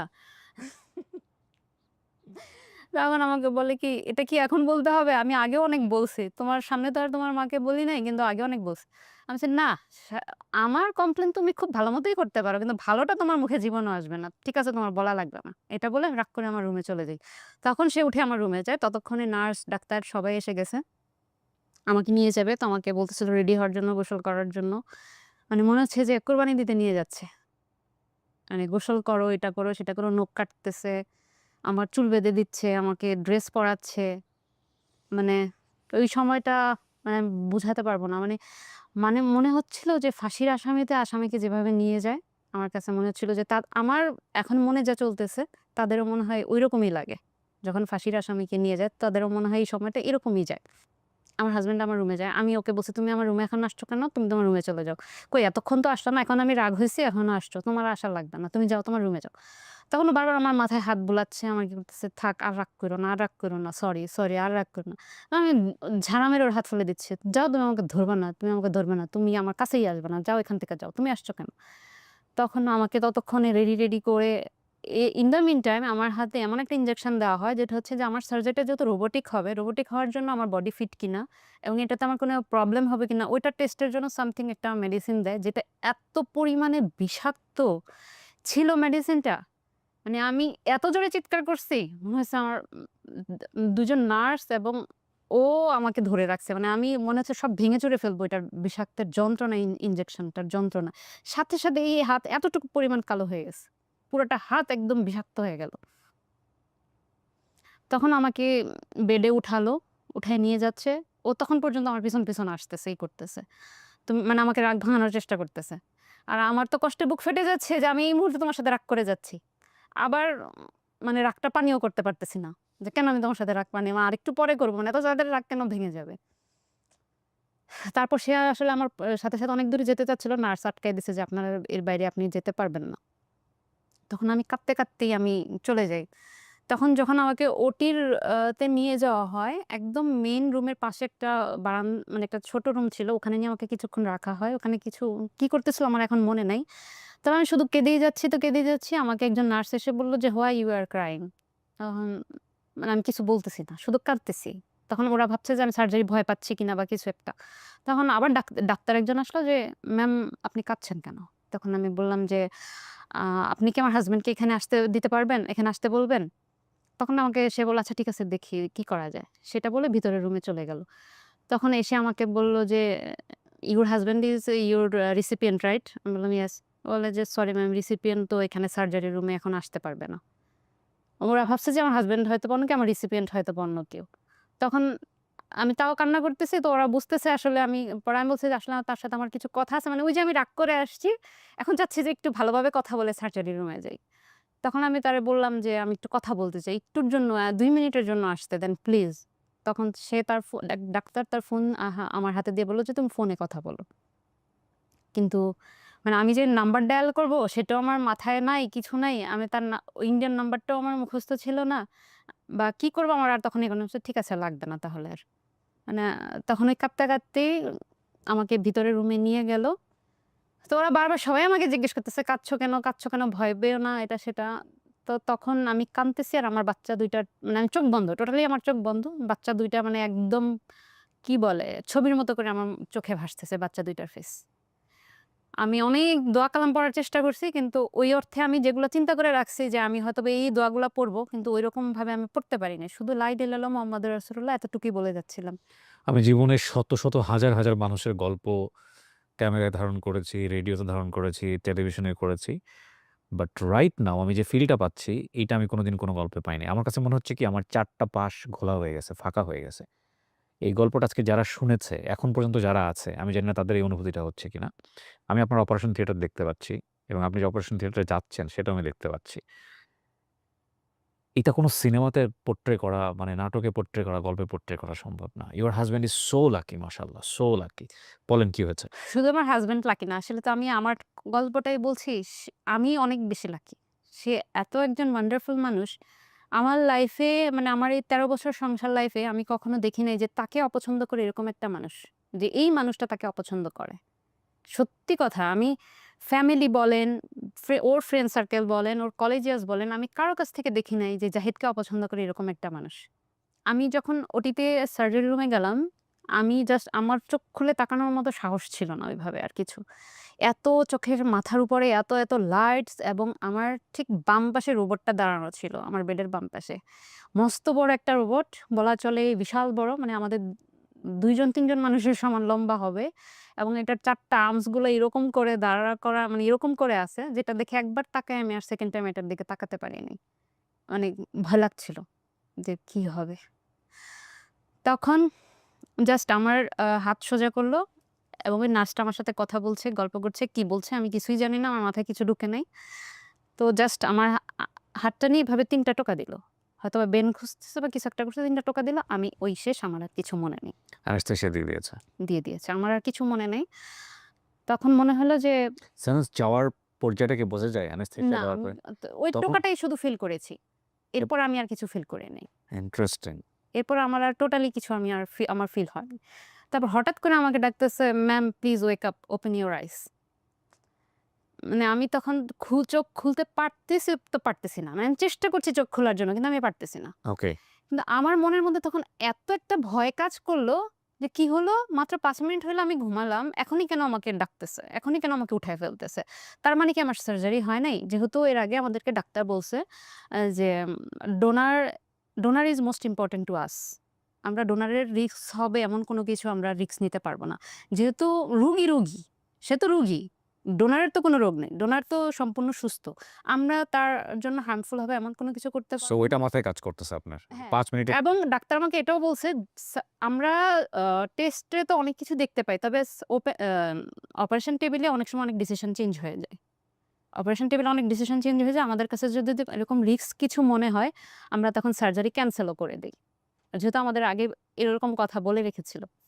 তো আমার মাথায় এটাই তখন সাথে, সাথে ঢুকছে যে ৫ মিনিট হলো আমি চোখ বন্ধ করলাম। আমাকে এখনই ডাকতেছে। দ্যাট মিনস আমার মনে হয় কোনো প্রবলেম হয়েছে, আমার সার্জারিটা হবে না। তাহলে এখন কি হবে? জাহিদকে আর কে দিবে? লিভার তো আর কেউ দিবে না। তার মানে আমার আর মানে জাহিদের ট্রিটমেন্ট আর করা হলো না। আ তখন এটাই আমি ভাবতেছি, কিন্তু ওইভাবে আমি ফিলও করতে পারতেছি না। তো দেখলাম যে আমার বেড নিয়ে ওরা খালি দৌড়াচ্ছে আর আমাকে বলতেছে, "please ma'am don't close your eyes, just look forward." কিন্তু আমি তাকাতেও পারছি না। ওরা আমাকে দৌড়ে নিয়ে আমার দোতলায় সার্জারিটা হয়েছে। ওরা তখন মেবি ৪ তলায় আমাকে দৌড়ে নিয়ে গেল। আমি ফিলও করতে পারতেছি, আবার কিছু করতে পারতেছি না। তো মনটা খুব খারাপ লাগতেছে যে সার্জারিটা হয়নি। সামহাউ আপনি সার্জারিটা হয়নি। অ্যাজিউম করছেন এটা। হ্যাঁ, আমি এটাই ভাবতেছি যে সার্জারিটা হয়নি। যেহেতু আমার কাছে মনে হলো জাস্ট আমি ৫ মিনিটস আমি চোখ বন্ধ করেছিলাম। কিন্তু আমি আমার শরীরে হাত দেওয়ার খুব চেষ্টা করতেছি। যে আমি হা হাত দিলেই বুঝতে করছেন। পারবো যে সার্জারি হয়েছে কি বা হ্যাঁ। হয়নি। কিন্তু আমি হাত দেওয়ারও শক্তি পাচ্ছি না। তখন দেখলাম যে ওরা আমাকে আইসিইউর ভিতরে ঢুকাচ্ছে। এবং আমাকে যে রুমে শিফট করলো, সেই রুমে আমি গিয়ে একটু চোখ খুলে দেখলাম যে ৪টা ৫ বাজে। আমাকে ৬টার সময় সার্জারিতে নেওয়া হয়েছে এবং তখন ৪টা ৫ বাজে। ১০ ঘন্টার মতো। ১০ ঘন্টা। ওকে। হ্যাঁ, তখন আমি মিলাতে পারছিলাম না। ৪টা বাজে কিসের ৪টা? মানে কখন ৪টা? তখন আস্তে, আস্তে আমার সেন্স আসতেছে, মানে একটু, একটু বোঝার চেষ্টা করতেছি সো যে ইটস নট 5 মিনিটস।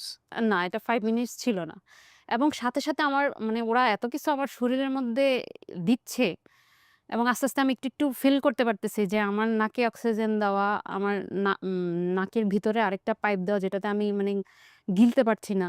আমি কথা বলার চেষ্টা করতেছি কিন্তু বলতে পারছি না। আমার পুরা এখান থেকে একটা পাইপ ভিতরের দিকে দেওয়ানো। আমার নাকে, মুখে, সারা শরীরে বিভিন্ন যন্ত্রপাতি দেওয়া এবং আমি আইসিইউতে আছি। তখন বুঝলাম যে না, সার্জারি হইছে তাহলে। তখন নিজের কষ্ট ভুলে গেছি। ওই মোমেন্টে? মানে আমার খুশি লাগতেছে যে আমার সার্জারি হয়েছে। এতক্ষণ তো আমার মন খারাপ যে আমার সার্জারি হয় নাই। যেহেতু ৫ মিনিট হইছে আমি মাত্র ঘুমাইছি। যখন দেখলাম যে বিকাল ৪টা বাজে, দ্যাট মিনস সার্জারিটা হয়েছে। তখন আমি আ ওইভাবে কিছু বলার আমার শক্তি ছিল না। কিন্তু আমি বলতে অনেক চেষ্টা করেছি যে আমার হাসব্যান্ডের কি খবর? আমি ওর কথা অনেক জিজ্ঞেস করতে চেষ্টা করেছি কিন্তু পারি নাই। তার মেবি কয়েক ঘন্টা পরে আমি নার্সকে জিজ্ঞেস করেছিলাম যে আমার হাসব্যান্ডের কি খবর? মানে ওরা তো আর হাসব্যান্ড চিনে না। ওরা বুঝে যে রিসিপিয়েন্ট। আমি ডোনার, আমার রিসিপিয়েন্ট। তখন বলছে যে হ্যাঁ, তার সার্জারি এখনো চলছে। তখন মেবি ৬টা বাজে। তখন আমি তাকে জিজ্ঞেস করেছিলাম। তখন বলছে যে তার সার্জারি এখনো চলছে। সে এখনো ওটিতেই আছে। তারপরে যখন ওর সার্জারি শেষ হয় ৭:৩০ টার সময়, সন্ধ্যা ৭:৩০ ওকে আইসিইউতে শিফট করে। তখন নার্স আমাকে এসে বলে গেছে যে, "আপনার হাসব্যান্ডের সার্জারি শেষ হয়েছে। সার্জারি সাকসেসফুল হয়েছে। ওনাকে আইসিইউতে দিয়ে গেছে।" তখন আমি বললাম যে, "কোনো ক্রিটিক্যাল কিছু?" মানে ওইভাবে তো বলতে পারিনি। আমি বলছি যে, ইজ হি ওকে?" বলছে, "হ্যাঁ, সে ভালো আছে। তার সবকিছু ঠিক আছে।" কথা ওইভাবে বলতে পারিনি। আমার এত পরিমাণ শরীরের ভিতরে জিনিসপত্র দেওয়া, আমি কথা বলারও শক্তি পাইনি। ১টা বা ১:৩০ টার সময় আমি মানে পুরোপুরি সজাগ। তখন অনেক কিছুই বুঝতে পারতেছি। মানে প্রায় ২-৩ ঘন্টা ধরে আমি একদম তাকানো। কিন্তু কিছু বলতে পারছি না। কিন্তু আবার শুয়েও থাকতে পারছি না। খুব ফিল করা যায় বুকের ভিতরে যে হ্যাঁ, তখন আমি সার্জারির পর যখন আমি আস্তে, আস্তে ফিল করতেছি, তখন আমার মনে হচ্ছিল যে আমার শরীরের যত কিছু আছে সব বের করে ফেলছে। মানে শুধু আমার লিভার না, মানে আমার লিভার, কিডনি, লাং যা আছে মনে হয় সবকিছু বের করে ফেলছে। আমার ভিতরটা পুরা ফাঁকা লাগতেছে। এবং আমার এত বেশি ভমিটিং ফিল হচ্ছিল, আমি বারবার বলতেছি যে আমি বমি করব, বমি করব, বমি করব। কিন্তু আমার বমি হচ্ছে না। এবং একটা পর্যায়ে রাতের মাঝখানে আমি নার্সকে বলতেছি যে, "আমি না আর এখানে শুয়ে থাকতে পারছি না। আমার আমার খুব খারাপ লাগতেছে।" তখন আমার হাতের কাছে একটা বাটন ছিল। ওরা আমাকে বলে দিয়েছিল যে, যখন আমি অনেক বেশি পেইন ফিল করব তখন যেন বাটনটা প্রেস করি। তাহলে আমার এইখানে ৩ টা ক্যানুলা করা ছিল ঘাড়ের মধ্যে। তাহলে আমার এই ঘাড়ের মধ্যে দিয়ে ৩ টা মানে পেইন কিলার যাবে এটার মধ্যে। যখন আমি পেইন ফিল করব এটা চাপ দিলে আমাকে বলছে যে পেইন কিলার ঢুকে যাবে ওটা। তখন যখন আমি ওকে বললাম যে আমি ঘুমাতে চাই, মানে এখানে আমার এভাবে থাকতে ভালো লাগতেছে না। তখন আমাকে বলল যে, "তাহলে বাটন প্রেস করো।" আমি বললাম যে, "এটা তো আমার তো এখন পেইন হচ্ছে না।" বলছে, "এটাতে ঘুমের মেডিসিনও দেয়া আছে, ওটা প্রেস করে তুমি ঘুমায়ে যাবা।" তো এটা দেওয়ার পরপরই মোটামুটি আমি আবার ঘুমায়ে গেছি।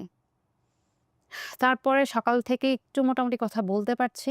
তো নার্সদেরকে বারবার শুধু জিজ্ঞেস করতেছি যে, "আমার হাসব্যান্ডের কি খবর? রিসিপিয়েন্টের কি খবর?" বলছে, "সে ভালো আছে।" আচ্ছা, "তাহলে তার এখনো সেন্স আসে না কেন?" তখন পর্যন্ত তার সেন্স আসে নাই। তার পরের দিন সকাল পর্যন্ত সেন্স আসে নাই। এদিকে তো ঢাকায় মোটামুটি আমার বাবা-মা সবাই ধরে নিছে সে নাই। যেহেতু কালকে সার্জারি হইছে, আজকে পর্যন্ত তার সেন্স আসে নাই। তার মানে সে নাই। বাসায় তো সবাই কান্নাকাটি করতেছে। এবং আমার মনের মধ্যেও একটা সন্দেহ চলে আসছিল। কারণ আমি ওখানে যত পেশেন্ট পাইতাম, ট্রান্সপ্লান্ট পরবর্তী পেশেন্ট সবাইকে ধরে, ধরে জিজ্ঞেস করতাম। একজনকে পাইলেই হইছে। "আচ্ছা আপনার কি, কি হইছে? কি, কি সমস্যা হইছে? বা আপনার কখন সেন্স আসে? ওটির দিন কি হইছে না হইছে?" সবকিছু জিজ্ঞেস করতাম।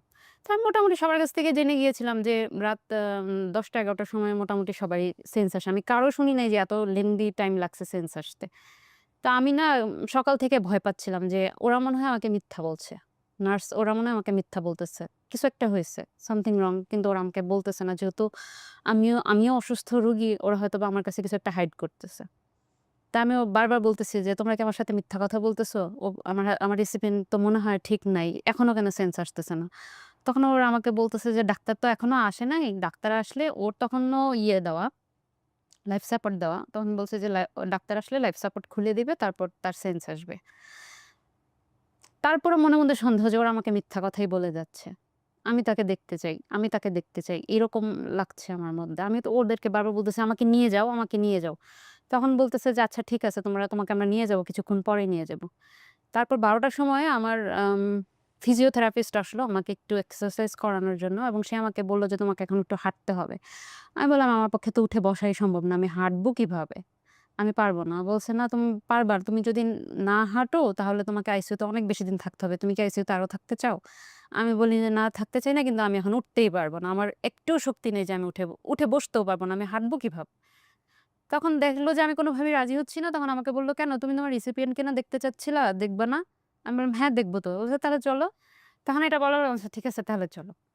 তখন আমার আসলে আমি যে পা ফেলবো আমার সেই শক্তিও নেই। আমাকে ২-৩ জন মিলে উঠাইয়া ধরে অনেক কষ্ট করে আমাকে ওরা নিয়ে হাঁটাচ্ছিল। হাঁটতে, হাঁটতে আমি ১টা-২টা রুম পরেই আমার হাসব্যান্ডের রুম।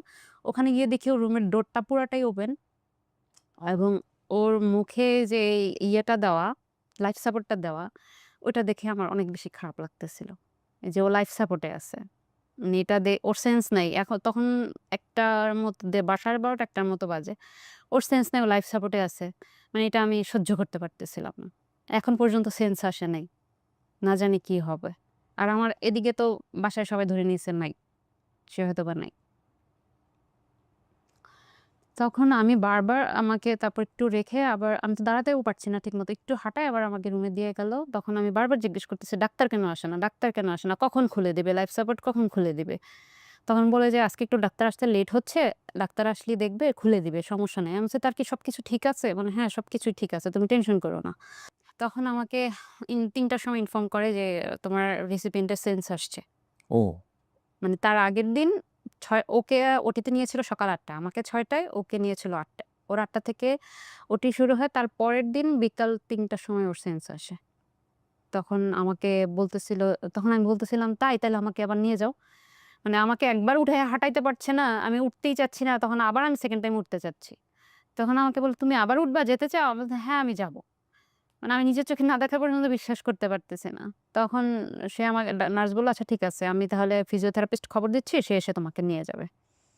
তারপর ফিজিও ডাক্তার যেতে ১ ঘন্টা সময় লাগে। আমি ৪ঃ০০ ৪:৩০ সময় আমাকে ধরে আবার নিয়ে যায় তার রুমে।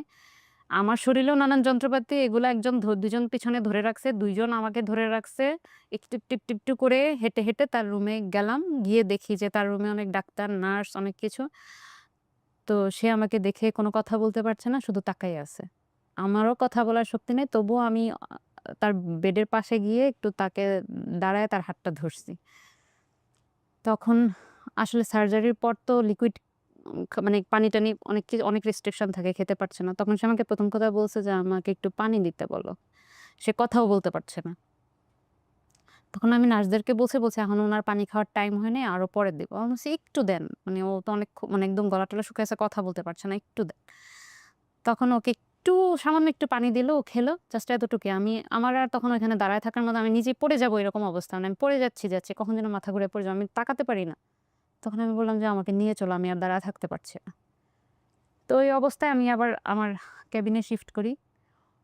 তখন কিছুদিন আমার এমন মনে হয়েছে যে আমি মনে হয় মানে কিছুক্ষণ পরে আমি মারা যাব।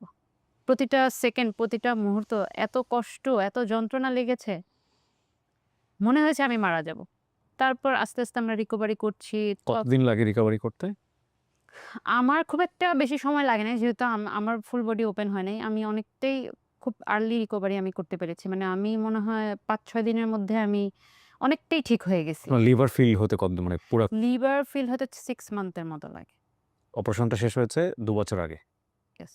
না, গত বছর। গত বছর? আপনার লিভার ফিল আপ হয়ে গেছে? হ্যাঁ, আমার ফিল আপ হয়ে আপনি গেছে। গিয়ে চেকআপ করে এসেছেন আবার? জি। আলহামদুলিল্লাহ। আর আপনার হাসব্যান্ডের কি অবস্থা? ও ওই যে লাস্ট মান্থে গিয়েছিল, ওটাও ফিল আপ হয়ে গেছে বলল। It's like a new liver. Yes. এখন উনি আবার হেপাটাইটিস বি তে নাই উনার। ভাইরাস তো কখনোই যায় না। ভাইরাস তো আপনার ব্লাডে এটা সারা জীবন থাকবে। ওকে, কিন্তু উনার কলিজা নষ্ট করে ফেলে নাই। না, কলিজা এটা নষ্ট করবে না, এবং সেজন্য ওকে আজীবন মেডিসিন খেয়ে যেতে হবে, যাতে ওই ভাইরাসটা আর কোনোভাবে ওর কোনো অর্গান যাতে আর নষ্ট করতে না পারে। হি ইজ কমপ্লিটলি ওকে নাও। না, ওকে। আপনাদের এই মানুষটাকে দেখতে ইচ্ছে করছে না? আমি আনছি তাকে। তোমার হাসব্যান্ডকে নিয়ে উপরে আসো। So you are the luckiest man in the world. মানে আমার চোখে দেখা আরকি। আমি তো ওইভাবে চিন্তা করি না। মানে আমার রাইট নাও এই ফিলিংসটা হচ্ছে যে সুখী বা সৌভাগ্যবান মানুষদের যদি সামনাসামনি দেখার সুযোগ হয়, তাহলে যে ক্যাটেগরিতে মানে আপনার নাম আসা উচিত, সেইরকম একজন মানুষকে আমি দেখছি আরকি। আপনার এটা ফিল হয় না? অবশ্যই, অবশ্যই হিল হয়। আপনি সুস্থ আছেন সবকিছু মিলে? আলহামদুলিল্লাহ। মানে কি জার্নি পার করে আসছেন এটা মনে হয় মাঝে, মাঝে? এটা তো অবশ্যই মনে হয়, প্রতিনিয়তই মনে হয়, এবং এটা মনে হলে নিজেকে আর তখন আর নিজের থাকে না। কারণ আজকে এই অবস্থানে আছি। বাট বাস্তবতা তো হলো যে এরকম নাও হতে পারত। নাও হতে পারত। বাট আপনার ওয়াইফের গল্পটা আমি তো আসলে ১.৫-২ ঘন্টা এখানে বসে থেকে শুনেছি। সো আমার যা ফিলিংস সেইটা আসলে সেই জায়গাটাকে আমি বারবারই বলব যে আপনি অনেক সৌভাগ্যবান একজন মানুষ। পৃথিবীতে ভালোবাসা দেখানোর জন্যে খুব একটা সুযোগ পাওয়া যায় না। ধরেন ২ জন মানুষ বছরের পর বছর একসঙ্গে থাকে। কিন্তু ভালোবাসা দেখানোর জন্যে, ভালোবাসা প্রমাণ করার জন্য কিছু, কিছু উপলক্ষ চলে আসে জীবনে। কাঙ্ক্ষিতভাবে হোক, অনাকাঙ্ক্ষিতভাবে হোক। এবং সেইরকম একটা জায়গায় উনি প্রুভ করেছেন নিজেকে যে আপনি সে যে কত আমাকে এতদিন টলারেট করেছে, এটাও অনেক বেশি। আপনি অন্য কেউ হলে সেটা করত না। আপনি কত না, রে আসলে ঠিক ওরকম কিছু না যে টলারেটের কিছু না। কারণ আমাদের বিয়ে যতদিন থেকে আমি শুরু থেকেই তো তাকে দেখতেছি। আসলে তার মেন্টালিটি শুরু থেকেই আমি দেখছি পজিটিভ। পজিটিভ প্লাস এভরিথিং, আসলে ওরকম নেগেটিভ কিছু না। একটা মানুষের অনেক কিছুই থাকতে পারে দোষ-টোস। বাট ও পজিটিভ, সে শুরু থেকেই আমি দেখছি। ফ্রম দ্য বিগিনিং ও এরকমই। তো আজকে এই ঘটনা ছাড়াও যদি আমার কাছেও কিন্তু অলওয়েজ এরকমই ছিল।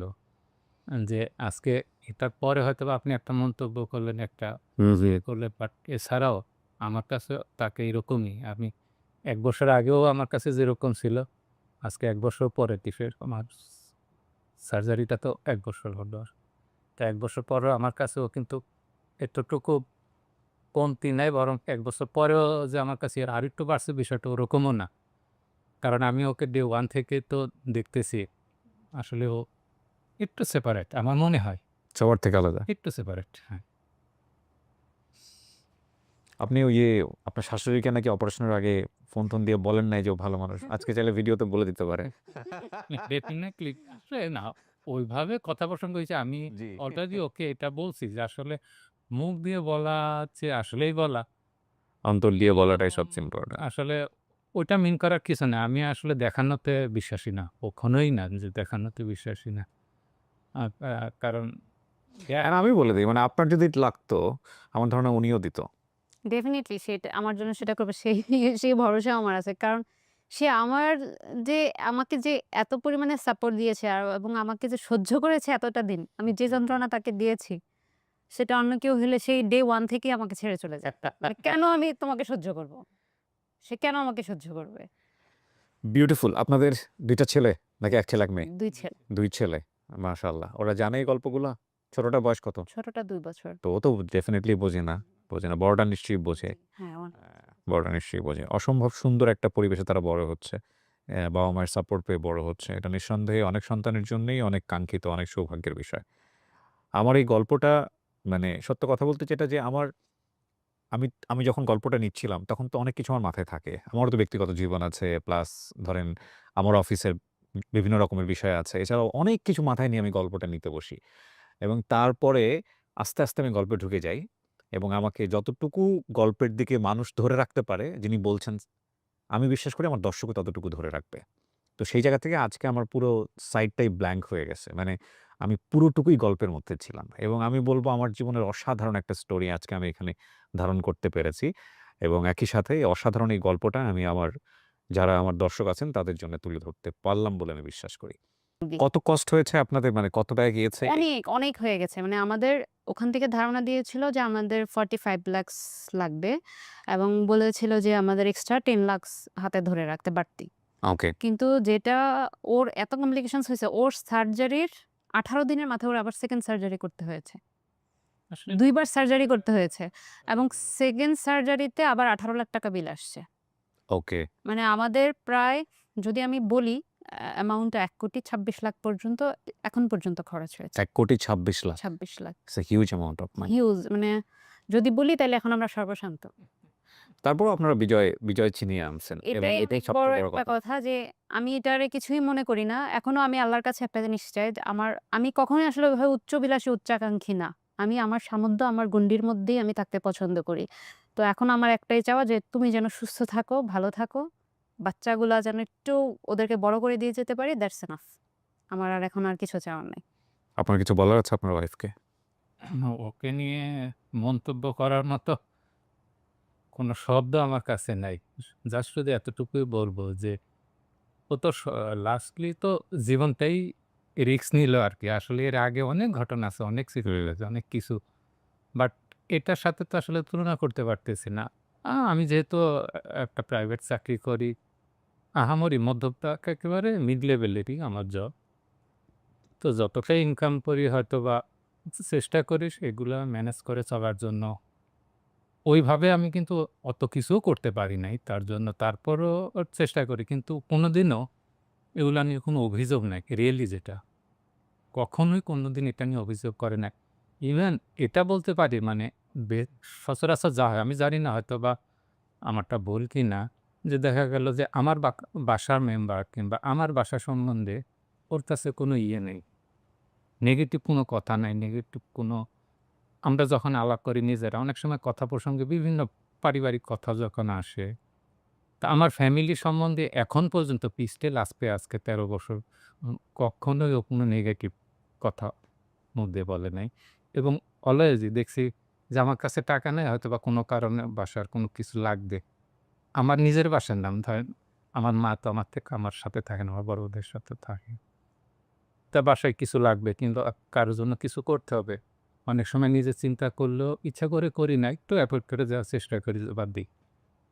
টাকাটা বেঁচে যাবে কিংবা আপাতত টাকা নেই। সে কিন্তু এটা ম্যানেজ করে। কিভাবে ম্যানেজ করে? তার তো ইনকাম নেই। আমিও দিচ্ছি না। তার ম্যানেজ হয়তোবা তাকে কেউ দিছে কিংবা সে করে কি কোথাও ম্যানেজ করে। কিভাবে ম্যানেজ করে?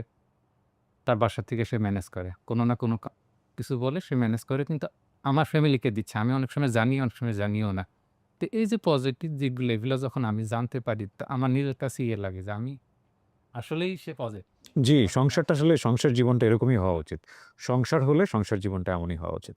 প্রিয় দর্শক এবং শ্রোতা, ব্র্যান্ডিং বাংলাদেশে অনেকদিন পরে আমরা এমন একটা গল্প নিয়ে আসলাম, যেখানে আ আপনি যদি বৈষয়িকভাবে চিন্তা করেন, আপনি যদি বলেন যে মোটা দাগে কত টাকা সাফল্য এসছে, সেই গল্পের বাইরের একটা গল্প। কিন্তু এত চমৎকার, এত সুন্দর একটা গল্প আমরা সাধারণত ব্র্যান্ডিং বাংলাদেশে যেটা করি, 0 থেকে হিরো হওয়া দেখাই। কিন্তু আজকে আমরা এই যে আপনি প্রাত্যহিক জীবনে যে জীবনযাপন করছেন, সেখানেও যে অসাধারণ মানুষ হয়ে উঠতে পারেন, সেইরকম একটা গল্প আজকে সবার জন্য উদাহরণ হিসেবে রাখতে পেরেছি। এটাই আমাদের পরম পাওয়া। আম সংসার এমনই হয়ে উঠুক। প্রতিটি সংসারই হোক শ্রদ্ধাপূর্ণ, প্রতিটি সংসারই হোক ভালোবাসায় একেবারে পরিপূর্ণ, সেই প্রত্যাশা করে আমরা আজকের মতো এখানেই শেষ করছি। অনেক ভালো থাকুন। আসসালামু আলাইকুম।